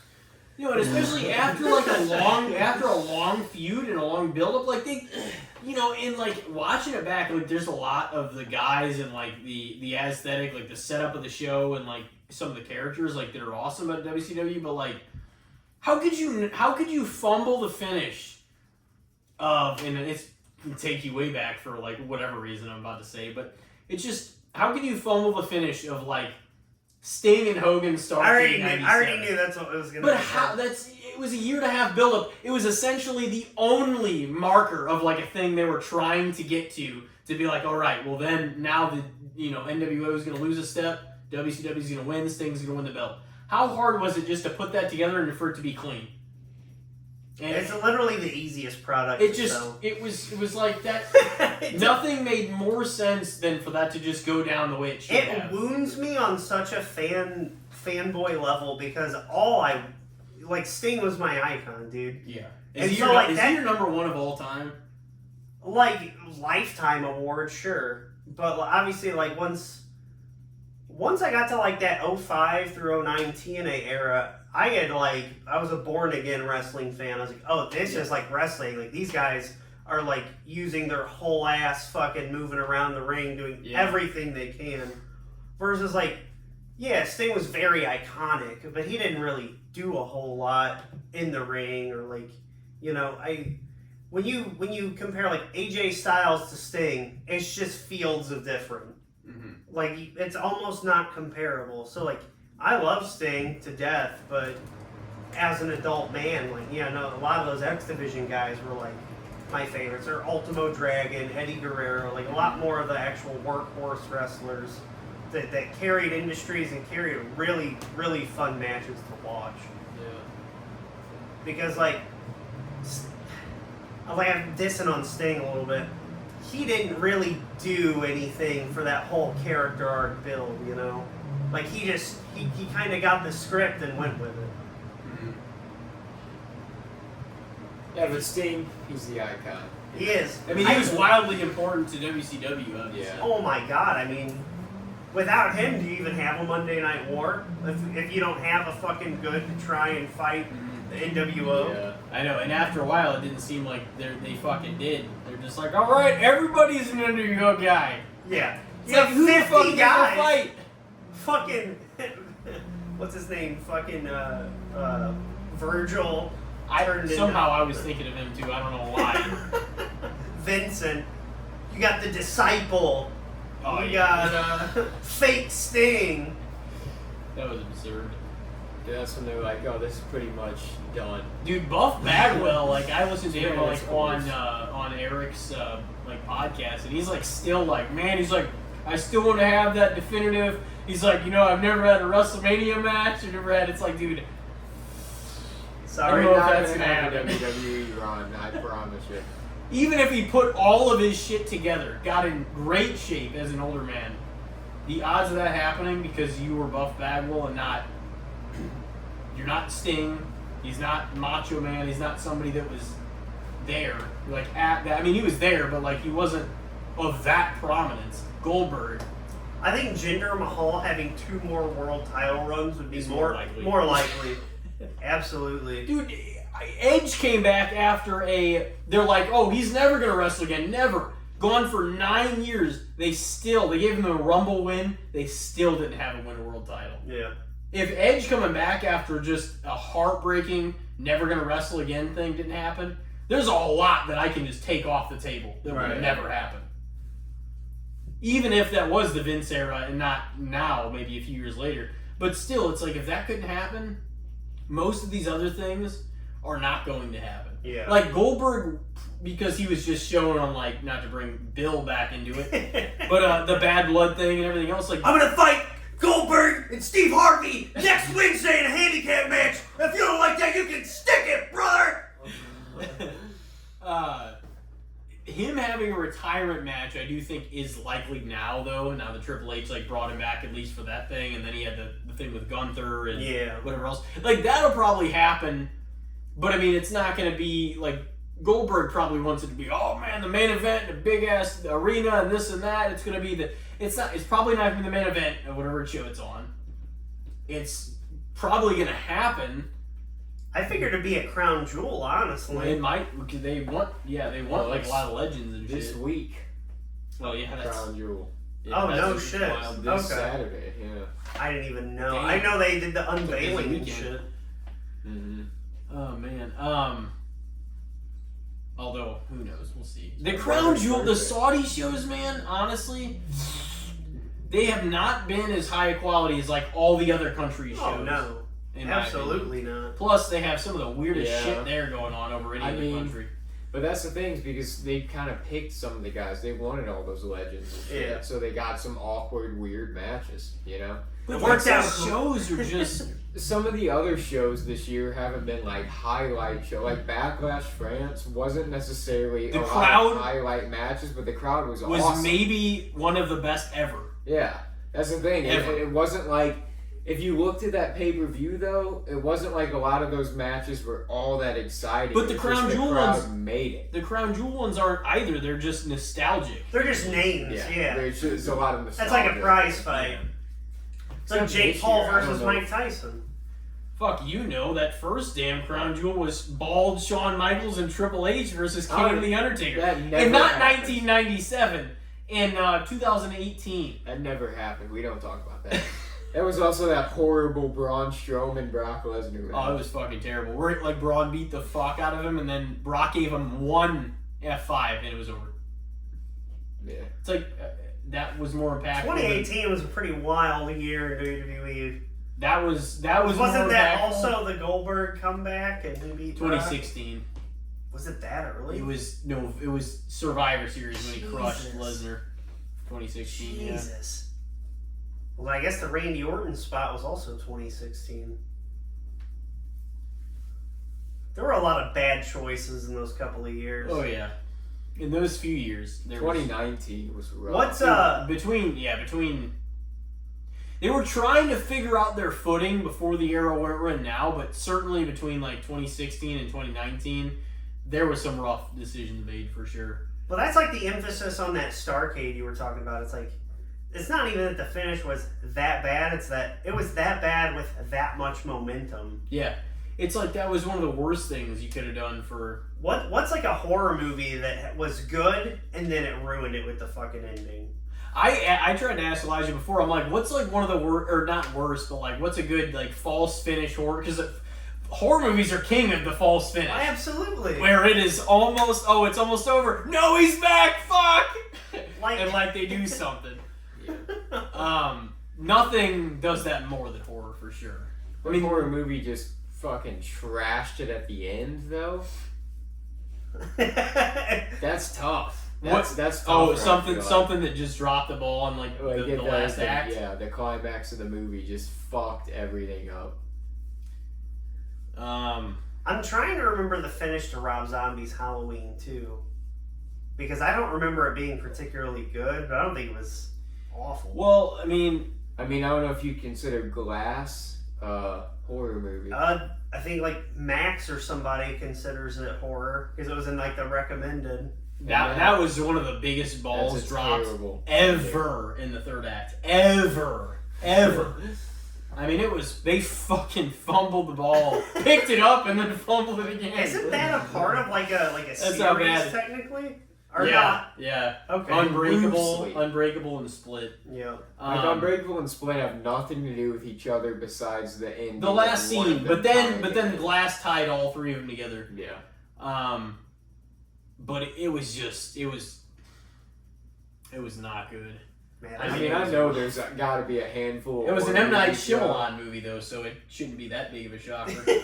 He either like really smacks one out of the park, or he just drops the fucking ball. He strikes out looking, or he hits a home run out of the park. There's no in between. You watched the full Avatar: The Last Airbender, the original series, didn't you? Yeah. You loved it, right? Yeah. Big fan. Fantastic. Huge What did you fan. think of the live action movie? That was terrible. What's funny is I watched the movie before I watched the show. No way. And I still knew it fucking sucked. I was like, what the fuck? I was going to say, The show's fantastic. I thought that was a show that you probably watched all of, and you were like, this is one of the greats. It was great. Honestly, that's a show I'd be like, the ending was super convenient at the end.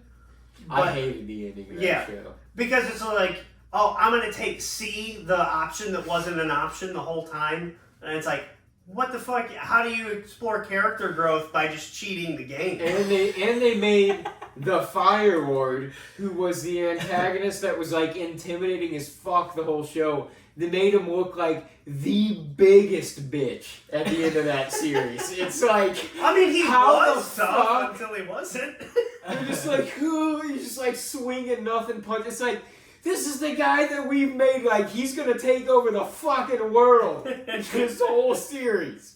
And now he's nothing. Like, I usually give Star Wars a lot of shit, but like Palpatine held up in the original trilogy. Yeah, like they tossed him off. That's a prime finish. Yeah. So you could have had anything come in. Like, what if Zuko comes in and gets his just desserts? Like, I get he was tied up, whatever, with fucking his sister. I can't remember her name, but yeah, like Ozai, it was great performance from Mark Hamill, but the ending was kind of botched. Yeah, not horror at all, but it should have been Aang got the upper hand on him. Somehow he had a strategy though, and he was starting to fuck up Aang, and then Zuko and Katara came in and they helped defeat him once honestly. and for all. But no, they gave us what fuck they gave that. us. I'm gonna take away your yeah. I choose giving you no fucking power at all. What? Great option. How was that so a unrealistic? But yeah, Glass, as far as movies overall, I'm trying to think of horror movies that really dropped the ball in the ending. I mean, there's some that all the way through I'm like, that was just... Well, because like you said, like, horror movies are all about the false finish. They are. I don't think the false finish is what drops the ball, though, a lot of the time. I think sometimes I think it's just a train wreck in that third act, like that ending. It's just bad. I don't think them being like, oh, he's not dead yet. Sometimes it's kind of like, it's a really big shocker. You're like, oh, he's gone, it's over. And then they're like, nope. And then he like either guts somebody else, or it's like, you know, one last, you know, nail in the coffin for the villain. Yeah. But I don't think the false finish ruins a lot of horror movies, is what I'm trying to say. Yeah. I think sometimes it's better done than others, but I don't think it really ruins most of them. Because most of them, if you think about it, there's always one last breath by the villain. It's not a lot of the time that it's just defeated and then it's just over. Right. You know what I mean? I feel like, too, like, the floor is pretty low in some horror movies. It's like, oh, it's a big fucking Yeti. Well, it's gonna come back because it's a big fucking Yeti. Yeah. Like, and no one's gonna be that upset about it because it's a monster. Horror fans are pretty forgiving with some of that shit, where it's just like, oh well, of course the killer's gonna come back. He always does. You know? And they just they accept it. But then horror fans are also some of the most picky fucks about some of the weirdest shit other times. I do think what was interesting done was in Sinister, whenever like, you know, maybe they were gonna defeat evil, like Mr. Boogie, like the whole, I don't know if you've ever seen Sinister. Yeah. And then like the ending was like evil winning out. And then it was just over. It was like, oh fuck. Because that doesn't happen often. Yeah. You know what I mean? Like usually, occasionally, at least 75% of the time, good's defeating evil. Probably more than that. Probably maybe even 90. I had a hard time with Sinister just because the protagonist is so goddamn unlikable. Because he has the whole movie, he has all these opportunities to like come clean to anyone. Ethan Hawke. Yeah. Yeah. And he just lies to his whole family about what they're doing. Through his teeth the whole fucking movie. And I remember watching it around the same time I watched Insidious, and Insidious was so fucking well done that I was like, man, like I had, not that I had expectations for Sinister. When someone tried defending it, they're like, well, it's more of a thriller. I was like, well, it's really not a fucking excuse. That like the character just has no growth. I wouldn't say it's a thriller at all either. It's definitely a horror movie. It's considered like one of the fucking Lawnmower Day. Yeah. Shit. It's a thriller. It's considered like one of the scarier horror films like of all time. Yeah. At this point. It definitely like. Yeah, I mean it's. I'd say that and The Conjuring were probably the scariest of the 2010s in a lot of ways. I mean, Insidious would be up there if you go like by jump scares and shit too. Insidious had a lot of that going on, but. And I guess I get more into like the movie as a whole because the husband's the same way in that movie. James Wan's, I forget his actual name, the actor who plays that guy. He was in Patrick Wilson, Aquaman, and everything else. Or he was Office Space. He was in that too. He was in. He's in Ron Livingston, I think, was the main guy in The Conjuring. If maybe you're not talking about that. But no, I was gonna say. He's the husband in the Warrens in The Conjuring. He's also the husband in. It's Patrick Wilson, isn't it? I don't know his name. Who's that? I can't even. What? In Insidious and in Insidious. Yeah, he's in both of those. Yeah. And then in like he's the Warrens and he's the main guy in Insidious. I meant like the dad and the family of Conjuring. Yeah, it is Ron Livingston, who was in Office Space. And that was a fucking silly movie. But that's like such a memorable movie, even though like fucking nothing happens really. Not a lot, at least. I mean, it does because he finally is able to fucking ease up and actually like enjoy life. Yeah. No, I'm just. Are you gonna quit? No, I'm just not gonna go. Just not gonna go to work. I feel like that energy would help so many people. Like, I think that might be the takeaway. Is it's like, man, it's not a big fucking deal. Like almost like it's not that serious. Yeah. It's kind of like that's what's almost to be taken from that movie. Your corporate oppression, you can get that anywhere. Mm-hmm. Like, I remember one of the best like pieces of advice I got was from like my cousin, who is not a philosophical fucking philosophical guy at all. And he's like, that job's always gonna be there. And I was like, you're fucking right, dude. Like, what am I doing? Like, I could quit and go back there in a week, and they'd still fucking need me. I was like, deuces. So like, with Office Space, we got a little off track. We did. But Office Space, yeah, I mean, he like it's kind of like Yes Man. He like turns his life around on this would-be, you know, experimental thing, and then he gets like a positive takeaway. It's like, oh yeah, it's like not a big deal at all. Let me just kind of take it a little easier. Yeah, that's a big thing in a lot of societies. I feel like everybody just gets caught up in the grind per se. Yeah, for sure. And the hypnotist dies whenever he's trying to hypnotize him and like changes, you know, behavior and everything. And he just completely careless like after that. Just nothing bugs you. And like I feel like I could do a little. I think I'm already better than I was 4 and 5 and, you know, several years before that. But I just wish I was a little less reactive to things. Like that emotionally, I mean, I think we're all like that to some degree, but like just something that pisses you off, just, or, you know, somebody says, just instantly like the switch goes off. It's just like, I don't want to feel like that just based on something like little that happens. Yeah. Now, before I would like act on it more, I'd say something that's more, you know, now I can kind of like, you know, vibe with what I'm feeling emotionally and be like, yeah, it's probably better not to blow up and say anything because it's only going to make things worse, you know, but I do feel like there's something a lot of people could take from that movie, even though it's Office Space, and it's just funny, you know. And I can say this and be like, oh yeah, it's so easy. I definitely have days, or like not even days, like probably mood swings where I'm like more manic and more reactive, where like everything does snowball. And I just fucking, like, everything's amping me up. And the more you feed it too, like, the more you're gonna cause some shit to, like, just erupt. Yeah. And then you're gonna be like, no, I gotta finish this shit. It's just, I don't know, it's wild. It's like Kyle was talking to us about that. He's just like, oh, I had this and this. He didn't get into specifics, but, like, he was talking. I've been thinking about that since he's been on, actually. Just talking about how he had some stuff going on with his family, you know, and I don't know if he had a loss or whatever, but he's just like, yeah, since then I just don't let little things like, you know, every day like just rattle me, you know what I mean? Because it's just... It definitely sets a lot of things in motion. There's a bigger picture to it, you know what I mean? And you really got to think. But sometimes in the emotion or the heat of the moment when something happens, it's hard to look at that big picture, you know what I mean? You can also like go through, a void in a time like that, and then when you kind of come back from like that transience, there's... It's almost like you've been waiting to get amped up again. It's like you're going to be more temperamental than you were before because you just went through like a bubble of not being bothered. And it's like, oh, right, all this shit I fucking neglected is here. And now I'm really fucking pissed off. Yeah, now I'm going to bring all that into this. So you're like, I kind of get that too. I'm like, I don't think I get as like pissed as like often, but I'm like, whenever things stack up to, I'm like, you know what? Fuck it, I'm going to let them have it. And it's just like it's not good, but it's you know. You just gotta use that too. I like have never boil over on the big things though. I feel like that's the big thing is like something big that can really fuck me up will happen and I'll be like, well, that's rough. And then the next time something little happens, I'm like, this is just my life, I guess. That's when I'll blow up, you know?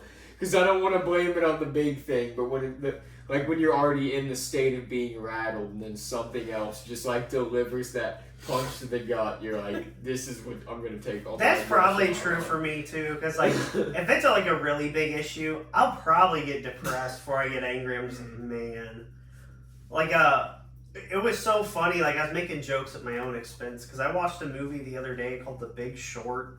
I don't know if you've ever heard of it.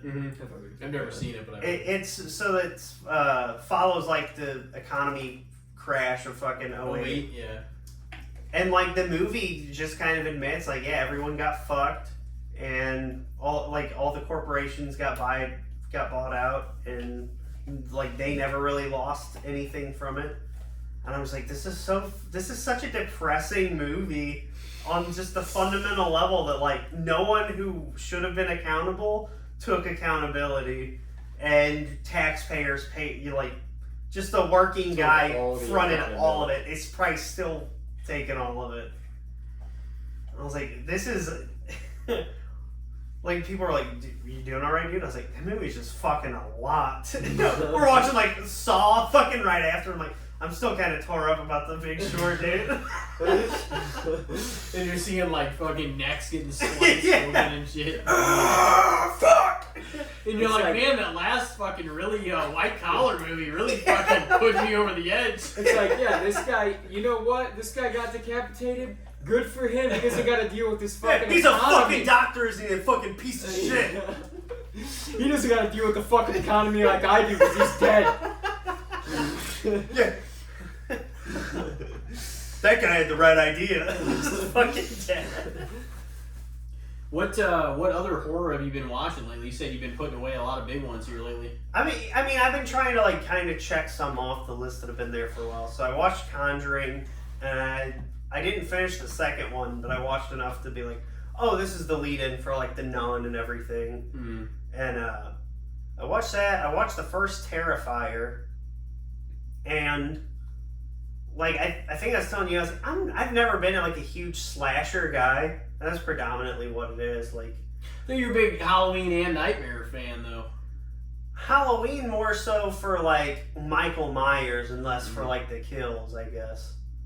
And like Nightmare, but Nightmare, I mean, it came in at the imagination. Yeah, it came in the slasher like generation, but I don't feel like it's solely a slasher movie because he is such a supernatural character. Yeah, it's almost like horror and a little bit of like fantasy also. Right. You know what I mean? Well, like Freddy Krueger, like why I resonate with that villain is like such a diabolical thing is like he is like a narcissist. Mm-hmm. Like part of what made horror cool for me is that it's fundamentally would always make hard conversations easier.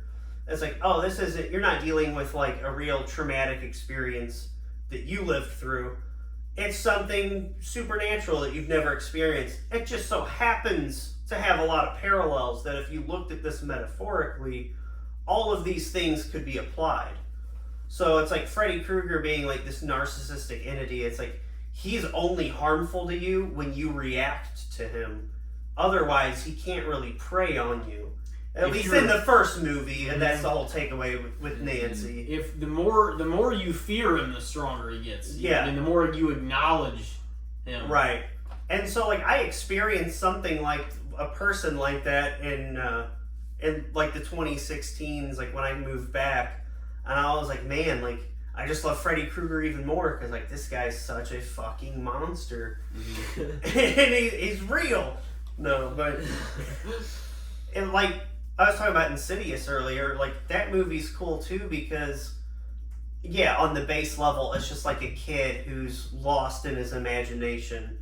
But to someone with a traumatic experience where maybe, like, their kid is being targeted by some sort of child predator or something to that very severe, very real-world problem, that movie has a lot of parallels, and that movie kind of becomes a coping mechanism. Because the good guys do win out, and because it doesn't end badly for the kid. But if you think about it, like the way he's preyed upon, and the way the dad keeps that couldn't happen. I mean, how many guys do you know would be like, well, my son couldn't be targeted because he's not like that, and he represses all his shit because he had a traumatic experience when he was a kid. Yeah. And so he buried it and doesn't remember. Yeah, it's fucking textbook. So like horror movies are really cool in that way, but then you also have what most slasher movies fall into that category of like, oh no, this isn't metaphorical for anything. It's just a lot of fucking killing and like graphic nature, and which is also probably someone's way to nullify trauma or just have a good time. That's never been something I gravitated towards, but I don't shy away from it. Horror is like a comfort watch to a lot of people, really. And that's kind of the thing too. I don't know what that says necessarily, but there are a lot of people like that. Like they're like, oh man, that's like whenever I feel. I'm like that sometimes. Like there are times where I'll throw a horror movie on if I'm taking a nap or something. I'll just like I've been watching so many of them lately, though, that I'm like, this is how I can tell I'm kind of becoming numb to it. Because I'm just like, I'm just flipping on AMC, this nonstop horror movies, like while I'm just doing chores or napping. Like when I don't really want to pay attention to the TV, but I'm like, oh fuck it, they got Candyman going on right now. I'll just flip this on while I go to sleep, you know? Like, I feel like for me that was always like Tales from the Crypt. That was like my comfort horror. Like, oh, I'm gonna put this on in the background. Yeah. But then there's a couple episodes I'd always like have to watch, so I'd stop what I was doing. Fucking John Lovett's doing Hamlet, or the fucking, there's one where like a dude's he's dead the whole time, but you're watching through his perspective. So it's an interesting episode because it's like, oh, he's not dead, but he's like, he has no heartbeat, he has no nothing. So it entertained like, what if medically we don't have a way to track that you're actually dead? Like, what if there's brain activity somewhere that doctors couldn't fucking notice, and you're actually still watching shit go on?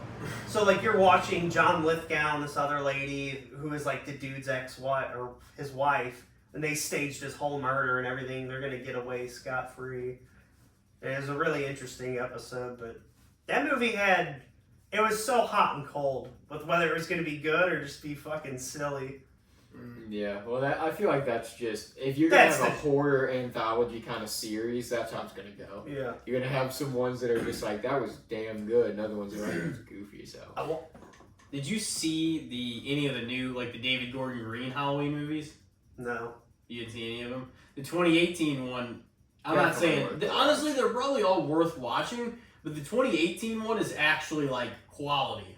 Like, all the way through, 100%. Yeah. And I wouldn't bullshit you. I mean, the other ones have their flaws, like, they're by no means perfect, but, like, the 2018 one is actually, like, solid. Like, it's actually really good. It's probably, in my opinion, as good as, or you know, close to it at least, as, like, the original two Halloween movies. And obviously, you know, you always watch the zombie ones, too. And, like, I love Zombie's first one. And, it's hard for me to go back and watch now. Other than the funny parts. Yeah. Oh, there's a lot of funny parts in there. Yeah. Corey was always obsessed with that one. He's like, I'll come in here and fuck all your shit up. Oh, yeah. I'll be a shitstorm, your worst nightmare, motherfucker. Oh, yeah. I'll laugh my ass off when I see that scene. I'll come in here and fuck this place up. That dude who played Axel in The Walking Dead. Oh, man. Yeah, they actually took that whole, like, that rape part out of the fucking, the movie, if you like watch it on whatever it's on, like Max or whatever. I mean, because it was a vile scene. You can still see it if you have the DVDs or whatever. Yeah. But I noticed that because I watched it on streaming instead of like watching the disc. I'm kind of glad they did that in a way though, because it's like that wasn't really necessary. Like there was a lot of things they could have done to get him out of that cell. Like there was no reason that had. Well, to be that didn't have to be but there are movies where like that's actually part of like. You know, like that movie, The Last House on the Left. That's actually like there's times where it's needed happening. For the story, but that was not really needed that time.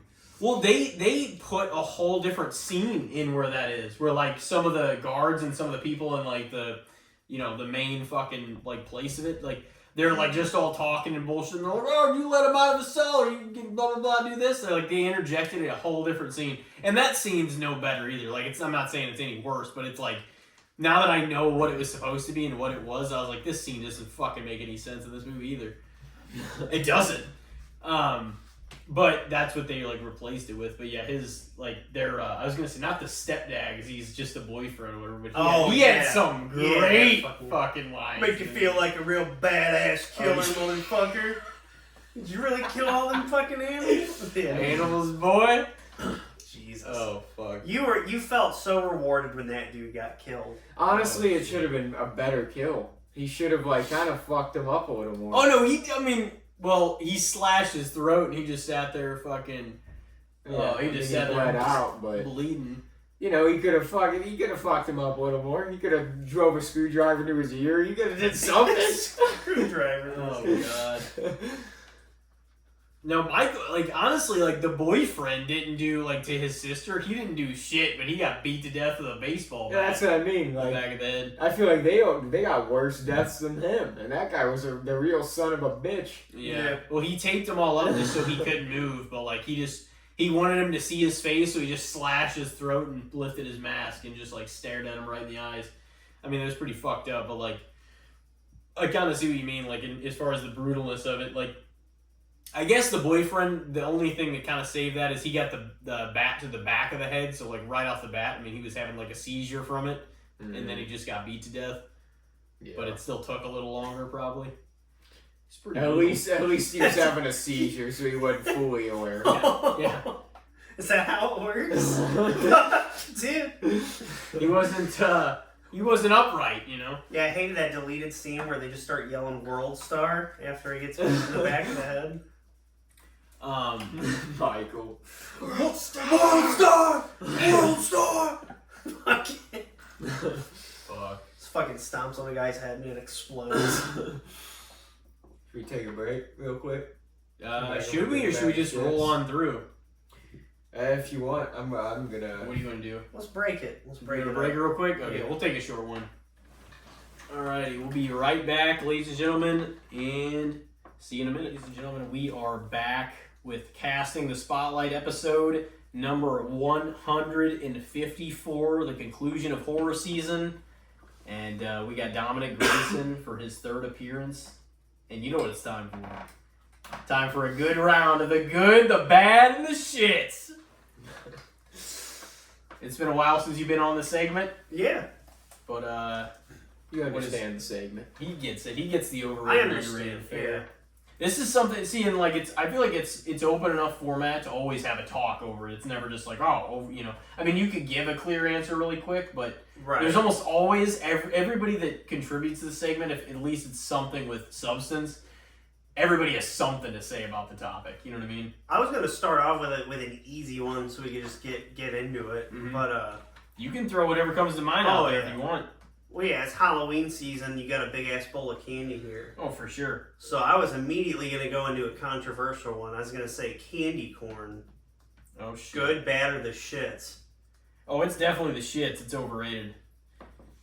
Not a big candy corn guy, huh? I don't think it. I mean, it's not like my least favorite thing I've ever eaten by any means, but it's not. It still sells. Peanuts. It still sells, so I don't think it's like too much hate. I mean, there is a lot of hate for it, but it does still sell. You know what I mean? So, I mean, I'd probably still say overrated because it's not ever what I'm gonna pick first as far as like. Oh yeah. You know, the season goes and. It's probably like top 20. Eggnog when it comes to the season. Though, right. It's like you're only having it this time of year. Yeah. And like there's a section of the people that really like it and a section of the people that really can't stand it. I like it because like obviously fucking Christmas has like a huge hallmark on colors and decorations and everything. Halloween has candy corn aesthetic. Like if you don't want scary shit, safe bet you can always just like candy corn deco something and like you're still aesthetic for Halloween. Yeah, it's a staple to the holiday. Yeah, I don't think it should go anywhere. I just not. I don't think it tastes. I will absolutely never eat candy corn by choice. I just don't like the taste of it very much. I would throw it in bad, but like it's like necessary evil. We have to keep candy corn. Yeah, it's too much of an important piece of the holiday in itself, but it's not. It's kind of like chewing on wax a little bit, you know, like sweet wax. I didn't even have a problem with the texture, but like comparing it to wax sounds fucking awful. I mean, it's not. I mean, I don't know. To me, I guess I'm kind of a weirdo because wax doesn't sound that bad. I mean, you're not wrong. It's like if you think of caramel, it's kind of like a wax. Like I don't know. Yeah, it's a little waxy. I'll take it just for my personal giggles. Would you rather have candy corn or like candy canes? Candy canes, probably. Yeah.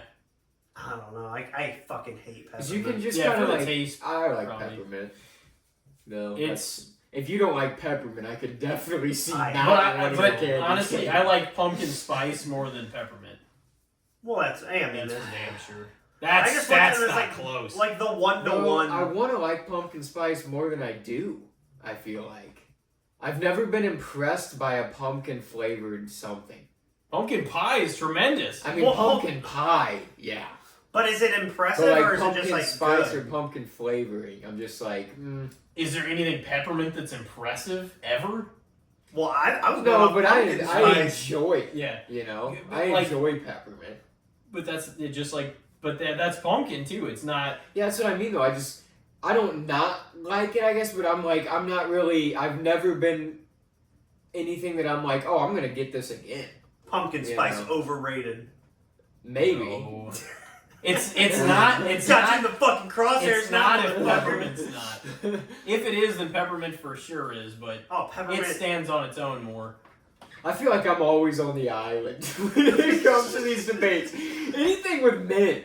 I feel like I'm a mint guy more than a lot of people because I defended Thin Mints at a 2-to-1. It's kind of easy thing, too. for me to ostracize like candy canes and peppermints because like Christmas is already overrated. Whereas Yeah. like Oh, yeah. Halloween was always historically like Underrated. yeah, it was the It was outcast always holiday. that way. Christmas is literally everyone's favorite. I So it's a literally cliche. love both of them, but yeah, I could It's see a that take. cliche favorite holiday for sure is Christmas. I love them both. Like I'm Yeah. just speaking No, from the yeah.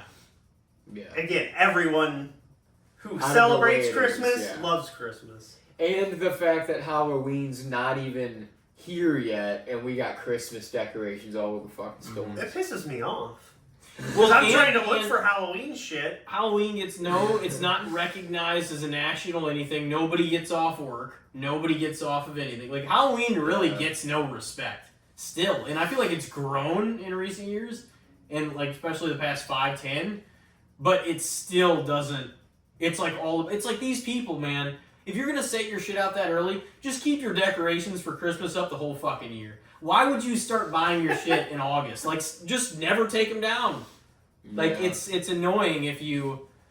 I mean, I don't recommend that, but it's annoying when they're like, oh, I'll just get rid of Halloween. It's like, fuck no, it's still got a few weeks It left. stays up for like a month. I put my fucking Halloween shit up in August this year. Yeah, I put all this stuff out. See, and that's the thing. If Christmas gets fucking like 3 months, then so No, is this shit. Christmas doesn't get until at least probably like maybe a smidge before Thanksgiving, if not on fucking Thanksgiving. I usually And then do, it gets yeah, like the next fucking. myself, like the week before Thanksgiving, I'll decorate for Christmas. It's Just because I'm too- like, this is the holiday season now. Thanksgiving I'll accept isn't it. Christmas though. It ain't No. even close to the same It's thing. not, but I just kind of I just want to feel the vibe. But it's like it's I everybody read takes. it off. I say once Thanksgiving happens and that day passes, we're in Christmas. Well, yeah, no, that's true, but that's always been true. So I'm already like people feeling go- it by the time Thanksgiving Right, they buy happens. Black Friday shit for Christmas presents. Yeah. Or historically. And they see did. that like makes sense because it's like, all right, Thanksgiving's wrapped. Now it's time, you know. And then Christmas gets about a month. I mean, most people leave their Christmas tree up through like New Year's anyway. So it's Yeah. like it doesn't get no fucking 3 months. It gets like maybe 5 weeks. And Halloween, I start decorating my shit in like early to mid-September. It gets like 2 fucking whole ass months. And the list gets a while because Well, I mean, it's gonna look cool as fuck, so why wouldn't you Yeah. leave it up anyways? yeah. Well, and the thing is, the orange theme still works for November. You know what I mean? Yeah. Maybe I not all the understand. scary shit, but the orange, like the whole fall aesthetic. even the pumpkin part, it makes sense for. Hay bales, Into pumpkins. Yeah. But the spooky shit, obviously, after Halloween, you know, you kind of wean off of it because it's like, all right, well, we've been going hard for like 2 fucking months. At least in the context that it is this time of year, but Yeah. it's like for I sure still watch Christmas horror, I'll be honest. it's still the best weather. It's still the best, you know, everything. Come on. Whereas Christmas, people are like, oh fuck, it's fuck, you know, they're excited about Christmas. Nobody's excited about winter. In fact, Christmas is 4 days into winter, and then it's fucking over. Yeah, that's like when depression sets in, I noticed. post holiday fucking stress. January and February are brutal. You got no fucking money because you went big. NFL playoff.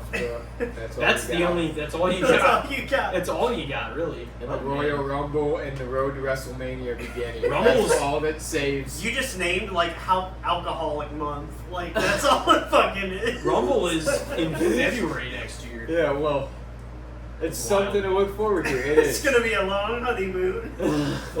Dude, no, they're brutal months. Yeah, but those are only certain days out of the months. The months themselves, they are brutal. They're It is long. nice though that They're in fucking long. it is nice though that in two kind of crappy historical months, like at least in January, there's like still football on the whole time. It does help a little bit. Yeah. Honestly, man, I feel like a lot of we're in the best time of year right now, guys. In Like a the lot first- of the year without the is election. a lull at the beginning. I'm like, I can't think of a month I really enjoy for a while. Like January, February, March is okay. April, it fucking rains all the time. I gotta work outside. Fuck that. May, things start turning around. I like May. June's okay. July is hot as fuck. I August fucking is hate hot the as summers. fuck. Like if I'm not swimming in the summer, it can fuck right off. Dude, I haven't even swam in a while. That's last, like- depressing. Yeah, the last. I don't even know when the last time it was, honestly. I Yeah, went my on- parents got a pool now, so that's sick. I went on a float trip actually for the first time this year, and there was like this big ass bluff, and I did a fucking Jeff Hardy swanton off of it. My God, like I'm 31 now. I felt it. I felt every bit of that fucking swanton. I was like, this is the dumbest fucking thing I ever did. I'm never doing that dumb shit again. Probably smoked your back in the back of your Dude, head. it was like a 28 foot at least swanton. Like, I had to climb up like a fucking muddy hill just to get up there to do it. Like, there was no payoff.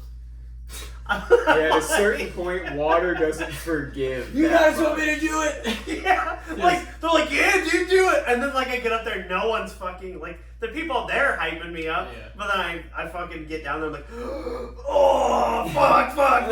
No payoff. None. There's like Nobody was six, cheering. there's like 6 people. It's that not are like, at all like my backyard wrestling ring. Fuck. I did that for fucking no pop. $5 and a fucking handshake. fuck. Oh man. So candy corn, yeah, I'm gonna still stick with overrated. I didn't say it should disappear, but I do think it's overrated. Yeah, no, I get it. I'm gonna give candy corn a fair because I think it gets a lot of hate too. A lot of people love it, It does. but I think it should kind of stick around. it still So- sells though, so Yeah. that's why I can't say it's like underrated. So I mean, it's just kind of a staple to the season, and I don't hate it. Like I said, it kind of has a waxy texture, and it's not something I'm going to like. Just the fact that you use Choose? waxy for like a pro. I definitely thought that was in the cons column. No, Like, I it's don't- like eating you want wax. a candy corn smoothie? It's not necessarily a pro either. It's just what it is, you know. It's just you chew on it. It's a little waxy, and it tastes sweet, and it's okay. I would never necessarily buy it on my own, but That's fair. I like that it's around, and I like that it's a part of the season. What would so I you gotta give it? A fair. I give it a fair. Yeah. It's detrimental for Halloween. I Yeah. feel like. Yeah, I'm not buying it in this place, but if you want to buy it, Dump it in the bucket.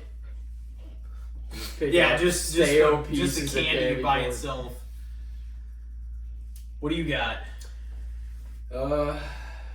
What do we think about horror comedy movies? The mixture of the both. Love it. So we're talking, yeah, like Army of Darkness, Ghostbusters, The Burbs. What else we got? Okay, so I wasn't sure if like Ghostbusters would count in there. I think to me it counts. They play with a lot of horror elements. It works. Would you count like Hot Fuzz or Shaun of the Dead? Shaun of the Dead. Shaun of the Dead's for sure a horror Shaun of the comedy. Dead. Yeah. Probably more than Ghostbusters because I wouldn't say Ghostbusters is. Yeah, Ghostbusters is my hot take. I would put it in there, but it's lightly in there. 'Cause I put it in comedy. Is more of a comedy with horror elements Yeah. than it is a horror movie Yeah. with And Shaun of the Dead's the opposite. I Shaun would of the Dead's say- horror with comedy Yeah. elements. The first one's definitely like more chilling versus like the second one felt very comedy. Like, and then towards the end, like fucking Ernie Hudson and Dan Aykroyd are like sprinkling in like, oh, this is severe. It's like the world ending. They start quoting Bible verses. I'm like, it's not that deep, guys. Like, it's chilling for about 5 seconds, then you realize fucking Bill Murray's in this movie. Yeah. Comes in to just bring his sarcasm to the end of the world. Right, like they're like in the fucking third act, and they're all like down on the ground, hopeless. Like, Venkman, are you all right? He's like, I'm fine. It's just funny. Like, yeah, the viewers never left on the hook. Shaun of the Dead's probably one of the best examples, honestly. Yeah, it's definitely a good one. Mm-hmm. Tucker and Dale versus Evil. That's I'm trying to another think of some one. other ones. I mean, there's a good chunk of them. Bubba Hotep, that's one that I like. That's Bruce Bubba Campbell. Hotep, yeah. That one was a gold mine when I found it. Yeah, that was a good one. I like, once I watched that movie, I was like, this is fantastic. Like, you got Bruce Campbell playing Elvis, and then you got an elderly African American man that truly believes he's JFK. And these guys are teaming up to take down a zombie, and that's or a mummy. And that was literally the storyline of the movie. Like, I would say I like said horror trick or treat. comedy is like a huge genre because even like some movies that Evil were Dead dated. 2 would count as well. Like, would you count Killer Clowns from Outer Space as a horror? 100%. Okay. Yeah. I mean, there's such a fucking huge catalog of movies. Peter Jackson did a movie called Dead Alive. That'd probably count too. Yeah. I watched They Live Again for the first time in a while. While not a horror comedy. Ridiculous. Super ridiculous. Like, the dialogue is absolutely aged into comedy. But that movie was like super dope because I'm like, it's true to this day. Oh yeah, it became more true Yeah. in a lot of ways. But the fight scene in that Yeah. movie, it's like, is this ever gonna end? These guys, they had a fight scene that was like 6 minutes. Did or you ever some play the shit. fucking Saints Row games? No, I remember this. Saints Row 4 has Roddy Piper and Keith David, and they reenact the whole fucking fight scene in the game. And Roddy Piper can like join your crew as one of your homies. It's one of my favorite games just for that. Because you're like, where else do you have like Roddy Piper fighting aliens? He's like, watch the skies! He's like fucking screaming.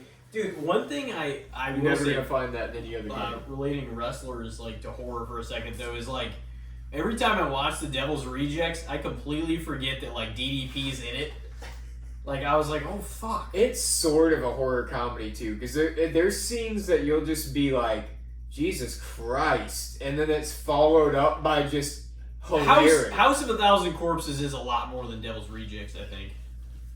I don't know. They're two way different movies. But there in my are opinion, multiple scenes in The Devil's Rejects that are laugh out loud funny. They are, but I think that house and like a lot of the whole thing in House of a Thousand Corpses is like comedy at the beginning with because it has a lot of the sketches. It's a lot more like, but that's the thing. It's a lot more like fantastical. House of a Thousand Corpses. I feel like it's a lot more. I don't know. Devil's Rejects feels very serious. It's and more. nasty. It's more realistic in certain parts. Does it make you think of But like that's the thing. That's what I mean. his It's Halloween? Because that was very silly, even though it was serious in tone. Like, I don't know. There's parts that are Devil's Rejects that are funny, but I'm like, there's very. I think It it's almost like seems like such a circus sideshow in the House of a Thousand Corpses. It's like a very. It is, yeah. You know what I mean? Kind of like a fun, you know, in ways. Like, it's like horror, but the Devil's Rejects feels way more like gritty and vile to some degree. To me. It's kind of got a Western vibe Mm-hmm. to it. He said he kind of like played with. There was certain influences from old Western movies he put into it. Like the shit that they do, like where they go into that hotel room and shit. It's just Oh yeah, that nasty shit. motel is vile, but but that's what I mean though. There's scenes that you're like, Jesus Christ about. But then they follow up a scene that you're fucked up by with just like easing you up completely and making you laugh. I feel like you definitely have to bring it up a little bit, because otherwise it's...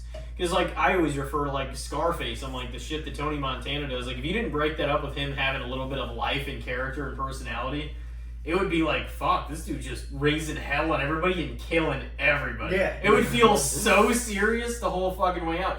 That being said, I don't consider Scarface a comedy at all. No. So, that's what I mean. It's like, there's I don't know. going I to feel be like things Devil's that are... Rejects has some comedy. There's going to be some things that break it up, but...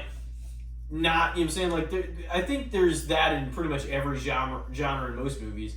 You know, like romance films, like, it's not always romantic. Sometimes it's funny, and sometimes it's, oh shit, this thing happened. You know, that are dramatic. So most films have an element of something else that other genres carry, I feel like. But, I don't know, it's, I don't know, you could, like... What are we missing? It feels like we're missing some horror comedies in there, like that are like actually Shaun of the Dead. The live action Scooby-Doo. I mean, that was horror comedy. The Burbs and Tucker Honestly, and Dale vs. Evil, the Evil Dead movies. I didn't feel like. Wait, what the fuck did you just bring up? The live action Scooby-Doo. I didn't really feel like those were that bad though, to be honest. Like, they're kind of entertaining. They were like, everyone poorly received it when it came out, and I feel like it only gotten better after it's been out. Yeah. Everybody loves Matthew Lillard. That's the big big thing. That is like the biggest probably thing. People just love him. The amount of like TikTok culture, like correcting, I guess just like what I know, and like I never would have guessed in a million years that Matthew Lillard was like thirst trap worthy material. That like there's a huge female fandom for Matt Lillard just because they think he's hot as fuck. It's and now he's like 53 now, and they're like, oh my god! Everybody was so pumped and he was like in 5 nights between Matt Lillard and fucking Sleep Token and fucking the fucking guys at Universal Studios theme parks, the Death Eaters. Like, I just don't understand what females find attractive, and I'm like, I'm fine with that, because I couldn't guess this shit. Well, I mean, I feel like... Edgy? all of them are different with some hot take of somebody I find attractive. You know what I mean? Hey, the real I don't know it now, but I saw a girl, my girlfriend showed me a TikTok of a girl that was into Art the Clown. If you can be into Art the Clown, you can be into anything.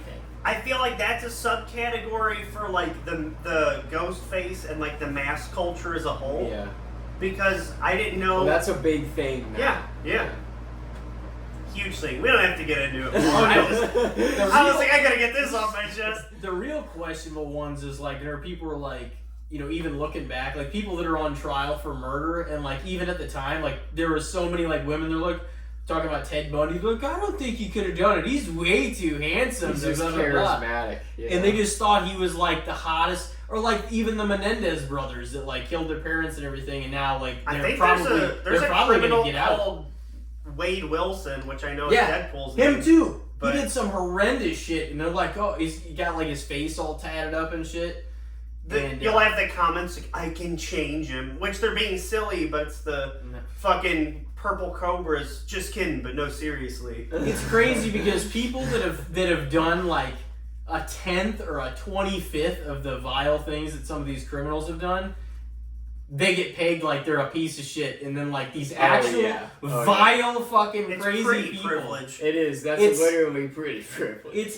But most of them, how? I don't see it at all. That's what I mean. Well, Girls it's not for us straight white men to see. But that's just to be fair. What should that matter in a lot of ways? It's like, killing and fucking doing these vile things with 37 women. Yeah, that's hot. It's like that. No, they don't. I don't really think that they find that shit out. They're just like that's part of it. They're like person is. That's a minority, though. I feel like it's like if we find a really, really just. It doesn't happen. If there's a really, really fucked up, twisted girl, but she's hot as fuck. Yeah, Alexa looking. Bliss. She was possessed by the Wyatt family. But see, there's not one good example of that. Whereas the See? opposite, there's a ton. Because guys are just more driven to do crazy shit like that. Or just the stat line. Yeah, we make up 90% of murderers. Get on our fucking level. And that's what's crazy is the other day I saw something like crazy. They're like, why are they making these from like a woman? They're like, why are they making these all about guys? Make about so you feel left out that they're not making murder shows about women? That's a fucking lunatic fucking thought to have. That's exclusive, dude. Where's the inclusion? That's like why would you want? I feel pretty crazy. Why would you want somebody to fucking make a show about like that's not, oh, I'm being left out of this. No, you don't want to be on this show having killed a fuckload of people. Yeah, it's more likely it didn't make it's a going damn to bit be of a sense. guy that's going to go on a rampage and we decide, should make I'm a gonna horror kill comedy where like Okay, the but there's guy not keeps one getting example away with the it other way. just because he's hot. I mean, there's women that kill, but more than likely they kill their kids and their spouse a lot of the time. I don't know the evidence to back this up. I just know from true crime podcasts, it's almost always a lover. Yeah. Or a spouse or kids. Most, at least one in every, I think, 3 or 4 murders committed are like a family member anyway. It's like it's a huge chunk. Oh, yeah. I just meant as far as like men over women. Like yeah. I don't know how based some of this infactuality some of that is. Yeah. Guys are... I'm just on one, dude. Guys, I feel like, are just more likely to... We got male presidents, we got male serial killers. Almost all of two together. Almost all of the serial killers were obviously men. But like that's the thing is like I heard somebody talk, and it might have been on Joe Rogan actually, but they're like there's a lot of violent people in the world, but if you took the 1,000 most violent people in the world, every single one of them would be men, and they would be 1,000 most. Yeah. 1,000. You would 100%. think so. It's not even close. Yeah, that's. I can't debunk it. So I mean, sure, I'm not gonna. But I mean, there's no. But how would you equate levels of violence anyway? You would have to look at everybody's resume across the whole world. I think like what Elijah was saying with like if a woman killed all of her kids and stuff like that, if it went to some crazy drastic measure, then I'd be like, yeah, that's probably one of the most violent people. Obviously, in some situations, it's like, oh, this is like postpartum psychosis. They didn't even know they did it, but they still did it, so... And that shit happens. That's put them in the crazy. bin, yeah. Or like women that are pregnant, or like, it's crazy that like it significantly goes up, like the chance of... Oh, it's something terrifying. happening. I'm like, it is. That would be like, that would be...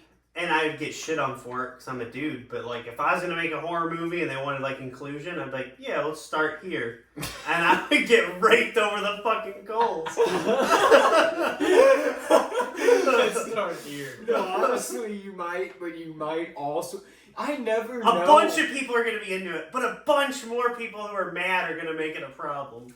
You never know though what's going to get over, because there's some controversial directors who like get respected for if it's done well and it's done right and it tells a good story, you can get away with some shit. Yeah, you would think. But everybody has to have a problem with everything that's not their fucking cup of tea nowadays. Oh, I would never make that. But that's what I mean. There's a few people though. It's so that can get away with it. That would have to be like the precipice of like a horror movie I would make, and it would go back and forth on like pretty privilege, and have the movie watcher basically be like, so is she the baby face or is she the heel? Like, is it justifiable to keep doing all these things and go to all these meetings? But here's the problem. And the people in the movie keep forgiving them. The problem with the pretty privilege theory in general is this. Looks are subjective. To a point. I mean, if you have Sabrina Carpenter... Yeah, there's certain people that are just like, even if they're not your they're an icon. Cup of tea, you're like, yeah, that's an attractive human being. It's honestly just like wrestling. Because even if you're not a Steve Austin guy, you're like, Steve Austin's the fucking guy. Mm-hmm. Like, he is the man. Yeah. Trying to turn this into something I can't disagree with. Don't you manipulate me, you little bitch! No, I wasn't even thinking about that. No, I know. That was the best line I had, though. I was like... I watched some, like, I guess it was an old shit. Legends commercial, and it was like Hogan, Austin, Sting, and Triple H, or like a bunch of like huge megastars line up. And like it starts off with Austin being like, it's weird that now the man is a chick, huh? Talking about like Becky Lynch. Mm-hmm. And Hogan's like, yeah, weird. And then like more and more like top guys keep walking in. And I'm like, I love Sting to death, but he was never like a Rushmore guy.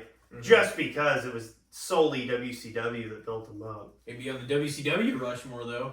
Who the fuck is on that? I don't know. Who is on that, just for the fun of it? Sadly, Goldberg. Four. Goldberg, four. Sting. Because we're talking like people who just defined the whole... Flair, right? I don't know. It might be the fucking WCW Revenge cover. Just take out Raven and put in fucking... Raven moved mountains over there, man. Yeah. Yeah. I love Raven, but no, I know. He didn't get to do shit. He's one of the best minds ever in the business for sure. But probably, I mean, yeah, I feel like you got to have Hogan or Flair on there because Flair. Hogan would definitely be on there because Hogan was there, and then Hogan was the bad guy for like the entire lifetime of WCW after the heel turn. It's got to be. You got to have it. I think at least Flair or Hogan on there. Yeah. Flair was like, definitely like early WCW. So yeah, you're right. Yeah. Flair's got to be on there. But absolutely in like the WCW era, like of their own kind of shit. Not WWF made guys. Yeah. Both Goldberg and Goldberg and the Giant were like the two most successful stories out of the power plant. Yeah. There was nobody else bigger than them two created out of that. I don't know how you feel about Big Show. He's the man. I like Big Show. Yeah. Yeah, he's good. It's hard to really rip on anybody who's like worked that long. Mm-hmm. It's like you've obviously done a shitload for the industry. He had for other talent. He had more face and heel turns than anybody in the history of the business, probably too. Yeah, and they also just kind of fucked him late in his career. They're like, oh, this monster of a guy. They just made him the bar, where it's like anybody they were trying to get over, they're like, all right, we're going to have him beat the Big Show, and it's going to be a big deal. It's like, no, these Big Show's getting beat by all these fucking guys. Stops being a big deal. Oh my God, zigzag! That's it! 1, 2, 3! It's like John Morrison and Dolph Ziggler kicking his ass. It's like, all right. It's over for him. They fed him to like Lesnar after Lesnar had already like crumpled him like fucking 8 times in a row. They're like, it's gonna be Big Show and Brock. It's like he's gonna murder him again. You ever heard Jim Cornette talk about Vader when he was like feuding with Shawn Michaels? Mm-hmm. He's like, he's a goddamn 2-time WCW World Champion. He's like, he's a goddamn monster. He's like, Frankenstein kicked some villagers' asses before, they fucking hunted him down. Because he's just talking about like how they wasted Vader, and I'm like, it's very true. Like, he was a fucking monster. He could do anything with him. Bischoff and Cornette have had some of the most legendary lines like I've ever heard. Just on their pods of like ripping on people, and I forget who fucking Bischoff ripped on. It might have been Meltzer, where he's just like he couldn't fucking find his ass with 2 hands and a compass. I wish I could. Anytime they bring up Meltzer to those guys, no one likes fucking. No. I don't even know who likes him. They're gonna the young bucks. The fuck off. The Meltzer driver. If that isn't an ass kiss and a half, I don't fucking know what is. That's hilarious, though. That's so fucking why? Because some goof, which like Jim and Eric said, they're like some goof fucking. No, that's what Punk said. He's just like, if you're more worried about some goof deciding if you have a 5-star match or not than drawing tickets and selling out the arena, he's like, then we're not in the same business. Yeah. And I'm like, I couldn't think of anything more perfectly put about like his world and oh man, it's just 5-7-star match and blah blah blah.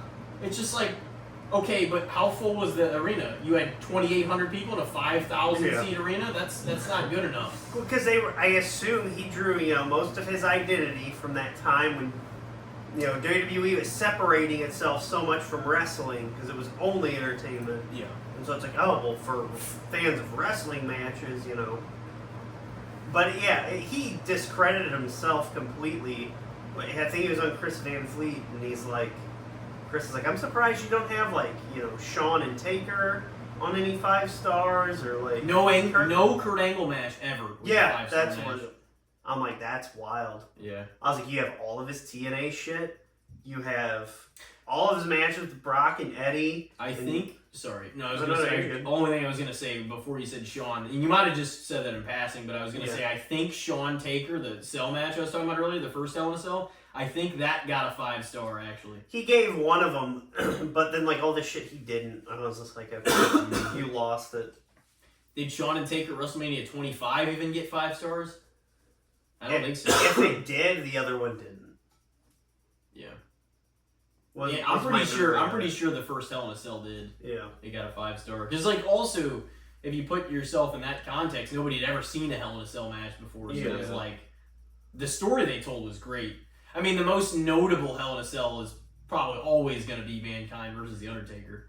Because it's a legendary I never match. even knew about the Rikishi Hell in a Cell until Armageddon. years later. Mm-hmm. I'm like, that was wild. It was crazy because Rikishi off Rikishi, the top too. Rikishi was by far the weakest star in that match. Kurt Angle, Triple H, Taker, Austin, and Rock. Yeah. Was like, Jesus Christ. that was a stacked cast. Yeah, that was a dope Hell in a Cell. I They should've remember put- watching that years ago because Tyler had the disc set, the 3-disc set when that was all the Hell in a Cells. When he first got that, and I saw that match, I was like, that was a stacked lineup of fucking guys. Oh, yeah. Everybody. It was just a who's who in that match. Is there a wrestling match type that you would put in the good, bad, and the shits? I think Like we have Elimination before, Chamber? haven't we? Okay. Yeah, I don't know if I want to say that I maybe threw a casket match out there, but maybe not. I don't know if I've done that or not. As long as it wasn't a coal miner's glove match with Sting and fucking whoever else. Since it's Halloween, let's just make that my good, the bad, the shits. What do you guys think of the casket match? I don't know that it's overrated, especially this day and age. Yeah, I feel like it has to be Undertaker. That's the thing. That match only works with Undertaker. It's basically got to be a retired match now. Yeah. No, that's who else? You can't have anybody in there where it's I challenge you to a casket match. It makes sense. I feel like they could try it with the Wyatt family and it wouldn't go over well. I think maybe, I don't know for sure, but I thought maybe Kane had one with somebody, or the Taker was left out of, or maybe Kane and Mankind had one, that or could Kane, work, something like that. But really, just as that's unlikely. That's definitely the stipulation, but I feel like it's more that way than the casket with the buried alive. Taker has to be involved in that. Then he has to be in a casket. Yeah. You know what I mean? But the problem both of is, those, really. the problem is, Taker lost damn near every buried alive he pretty much ever had. Yeah. Well, yeah, that way he could come back. Yeah. You couldn't bury a real person alive and then they come back. You bury him alive. That's why people were questioning dead it at man. first. They're like, you're going to bury him alive. And it's like, okay, well, he's not going to be dead. He's going to have to come back. So where do they go? I mean, was that done solely to give Taker time off then? Bury him alive and give him some time to come back?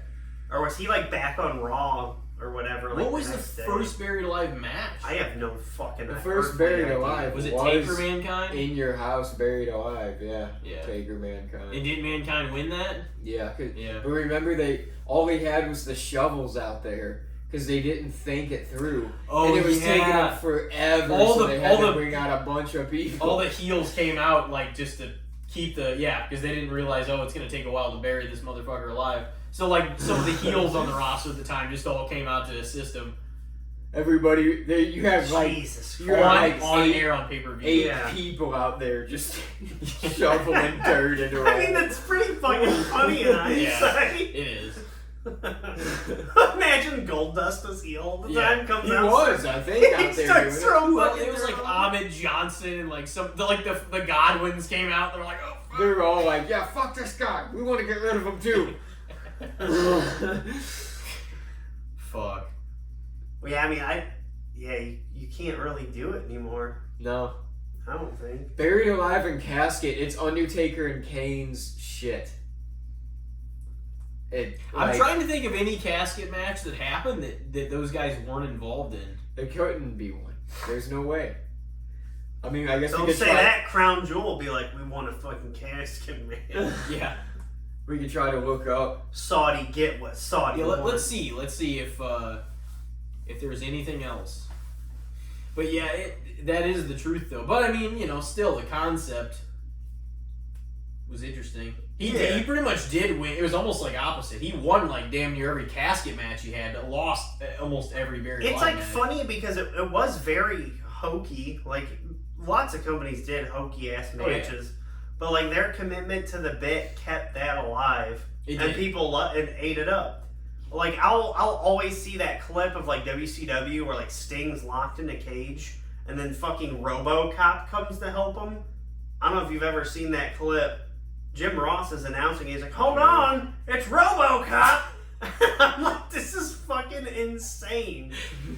Or fucking the Giant and Hulk Hogan had a fucking monster truck match on top of Cobo Hall. God, that's one of my all-time favorites.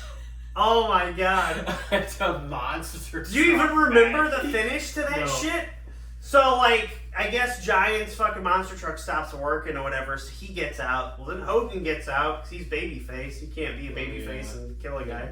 So then they're like fighting on top of the building, and fucking Big Show's got Hogan like in a choke up on the balcony, and Hogan like moves, and Giant falls off his. Oh!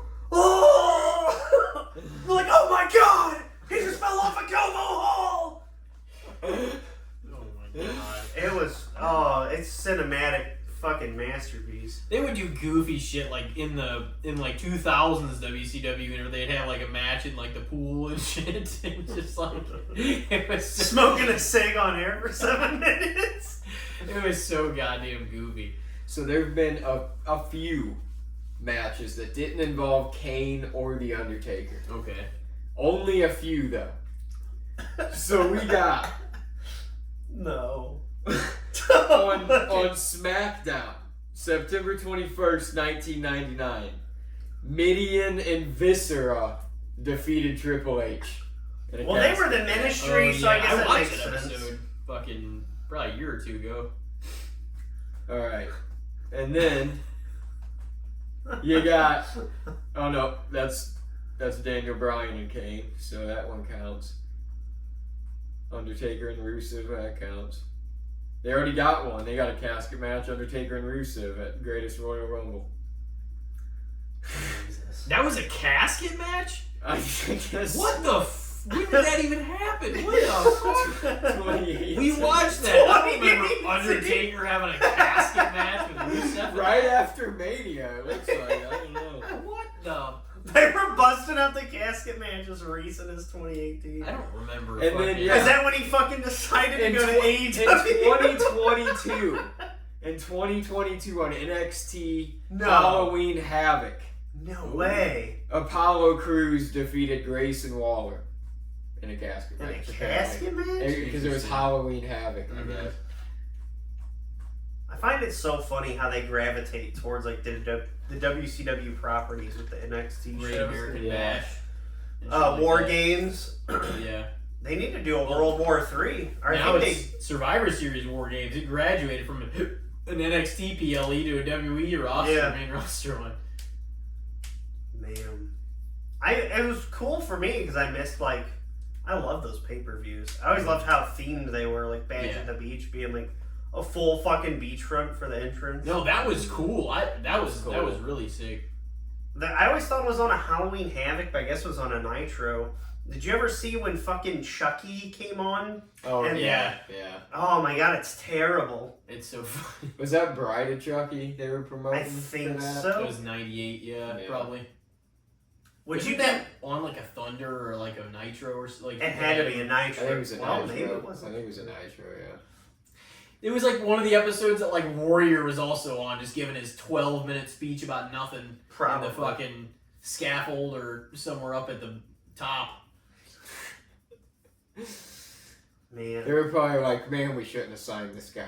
Oh yeah. It's like he's gonna fucking use up all our time talking about skeletons and closets and shit. He didn't really bring a whole lot to WCW. No. Well, brought nothing really. Initially they're like, all right, Hogan versus Warrior again, yeah. Like 7-8 years later. But That Halloween Havoc match was terrible. Oh my god. Jim Ross, I remember him like shitting on that thing. He's like, that was garbage. He's like, that was one of the worst fucking things I've ever participated in. He's like, oh. I forget what Conrad said how long it went, but he's like, it was 6 minutes, 48 seconds, or however long, and Jim Ross was like, yep, no thanks, I'm good. I'm gonna reorganize my sock drawer instead. Just like, anything other than watch that. What's funny about that fucking pay-per-view is it cut out live. For all the people who fucking paid for it. was it Halloween Oh, it was 98? Oh shit. So I don't know if they even got the finish to Goldberg and Page. That's Oh crazy. no, they didn't because they did the next night on Nitro. And they had that was a major. My misstep. dad had a fucking royal fucking meltdown. I mean, He's I like, you don't would pay too if $40 you for did all fucking bullshit. He's fucking mad. He's like channel flipping, trying to get it Back on. then, $40 paid for a lot of shit. Fuck yeah, dude. that. Yeah, I would be royally upset too. I'm sure I just sat there quiet and afraid. I was like, oh fuck. Now we're gonna give it to you for free And on honestly, Nitro. that was a pretty good Goldberg match for being a Honestly, it Goldberg was. and DDP at Halloween Havoc '98 was pretty damn good. Honestly, I'd probably be like, that's Goldberg's best match. He probably did the most actual moves and shit. I'm sure, didn't he? Well, Like, I know with he speared the buckle and got like a concussion from it, so he actually had to sell because he Gave was actually himself a hurt. concussion. Jesus. Yeah. But I think horror comedies was in it. Would you put Child's Play in horror comedies? No, I don't know if I'd put that. I'd put Bride and Seed Yeah. for sure. I was like, they definitely leaned into it. Yeah. Mm-hmm. Scream, maybe? Chucky was also kind of like Freddy. He was Yeah, like it's ultra charismatic, so like some of the stuff ended up being really funny. Yeah. But yeah. Horror comedies, what did we say? And then you had casket matches. Yeah. Oh, I didn't say for horror comedies. I would say probably fair because there's a. I don't. They're usually quality when they're done right. Like, Yeah. they're two complete polar opposite things that when they're mixed together, it's great. It can be. Yeah, Sometimes it can they're. be. I'd go underrated because like even the floor for horror comedies is like good for me. But like at the pinnacle, I'm like, there's almost nothing better because like you can show non-horror fans a horror comedy, and it's usually a good payoff. Mm-hmm. It'll kind of like rope them in a little more. I'd even throw like Leslie Vernon into that hat because it's with him explaining essentially how the sausage is made. You're not really gonna get scared by anything you don't expect. They just then flip it on the people in the movie. But for the viewer, I don't think there's ever a scary movie in that movie or scary fucking scene in that movie. Yeah. And then casket matches. And that's kind of tough to say because I don't really think they should be done anymore. Overrated. Anymore at all? Not even now How's and it then? gonna make sense? You could. They did it on NXT. Yeah, but I'm sure it didn't make sense. It just was a Halloween show, and they're like, "We're gonna do a casket match." I don't think it has to be. I mean, it makes more sense with like a darker character, but I mean, I think Bray Wyatt himself could have had one with somebody, and it would have felt. Oh like yeah. it made sense. I mean, yeah, that could have been Bray Wyatt. That's the thing though. It's He gotta could have be done that kind of anything, thing. kind of, and like gotten it to work. Mm-hmm. He could have probably did a buried alive match, really. Yeah. That's something him and Orton could have done with their feud. I feel like, Yeah. it would have been cool. Man, that damn Randy Orton, he's been around so long. He's got to work with like everybody. Great, Oh my like God. everyone. Like the generational wrestler. He's seen them all and wrestled them all. Yeah, It's kind of crazy. And he's put over like 600 hours into Elden Ring. What a guy. damn. It's all his time right there. He was saying on Cody's podcast when he was hurt, he's like, dude, you ever played Elden Ring? He's like, I just set my wife up with the Amazon. He's like, she just buys packages. It's like Christmas every week. He's like, I put in like over 600 hours. Man, I always say, like, when I'm talking about like with stables with people, I'm like the Evolution stable like turned out. That's like best case scenario with veterans like working with younger guys Yeah. and then panning out and getting over. Yeah. Like, I don't know if it ever worked better than Batista and Randy. They should like come out with a babyface Evolution where like Randy's the new. It'd be like anti-authority, you know. Or they could just be heel again and just have Randy at They the helm. could, but people really don't dislike Randy. Yeah, He's you kind can of still perpetual cheer him. babyface now. Cheer him and boo all the young guys. It's like Cena. Like no one's gonna boo him now. He has gone so long now, and like after that injury that took him out for a year and a half, like he's so like he's so far down his runway now, like that it's just kind of hard to for you to buy a full heel turn. Everybody wants to see him RKO everybody. Mm-hmm. Like it's almost like the stunner. It's like you just want someone to get hit with it. It doesn't matter good or bad. Yeah. Yeah, he doesn't really have to be a good He can guy. do no wrong. Is what it is. It would have to be a situation. The only way, like, if Cody was still hot, like as a babyface, that's one of the only ways you could do it is just to absolutely shock everybody and surprise. But at this point in his reign, and I'm not trying to. I mean, we could get into it a little bit, but like sometimes the baby face gets a little stale. So at this point, I mean, I'm not even saying he's getting stale, but whatever. I think at some point it's going to get a little bit tiresome. Yeah. The problem is if they wait too long and like Randy did something like that, you would have people cheering against Cody and getting RKO'd. Absolutely. Then you would people like, oh fuck, he did this to Cody. I hate him. You would have people. I feel like we're already into that territory where if he did that to Cody, people are going to cheer Randy RKO.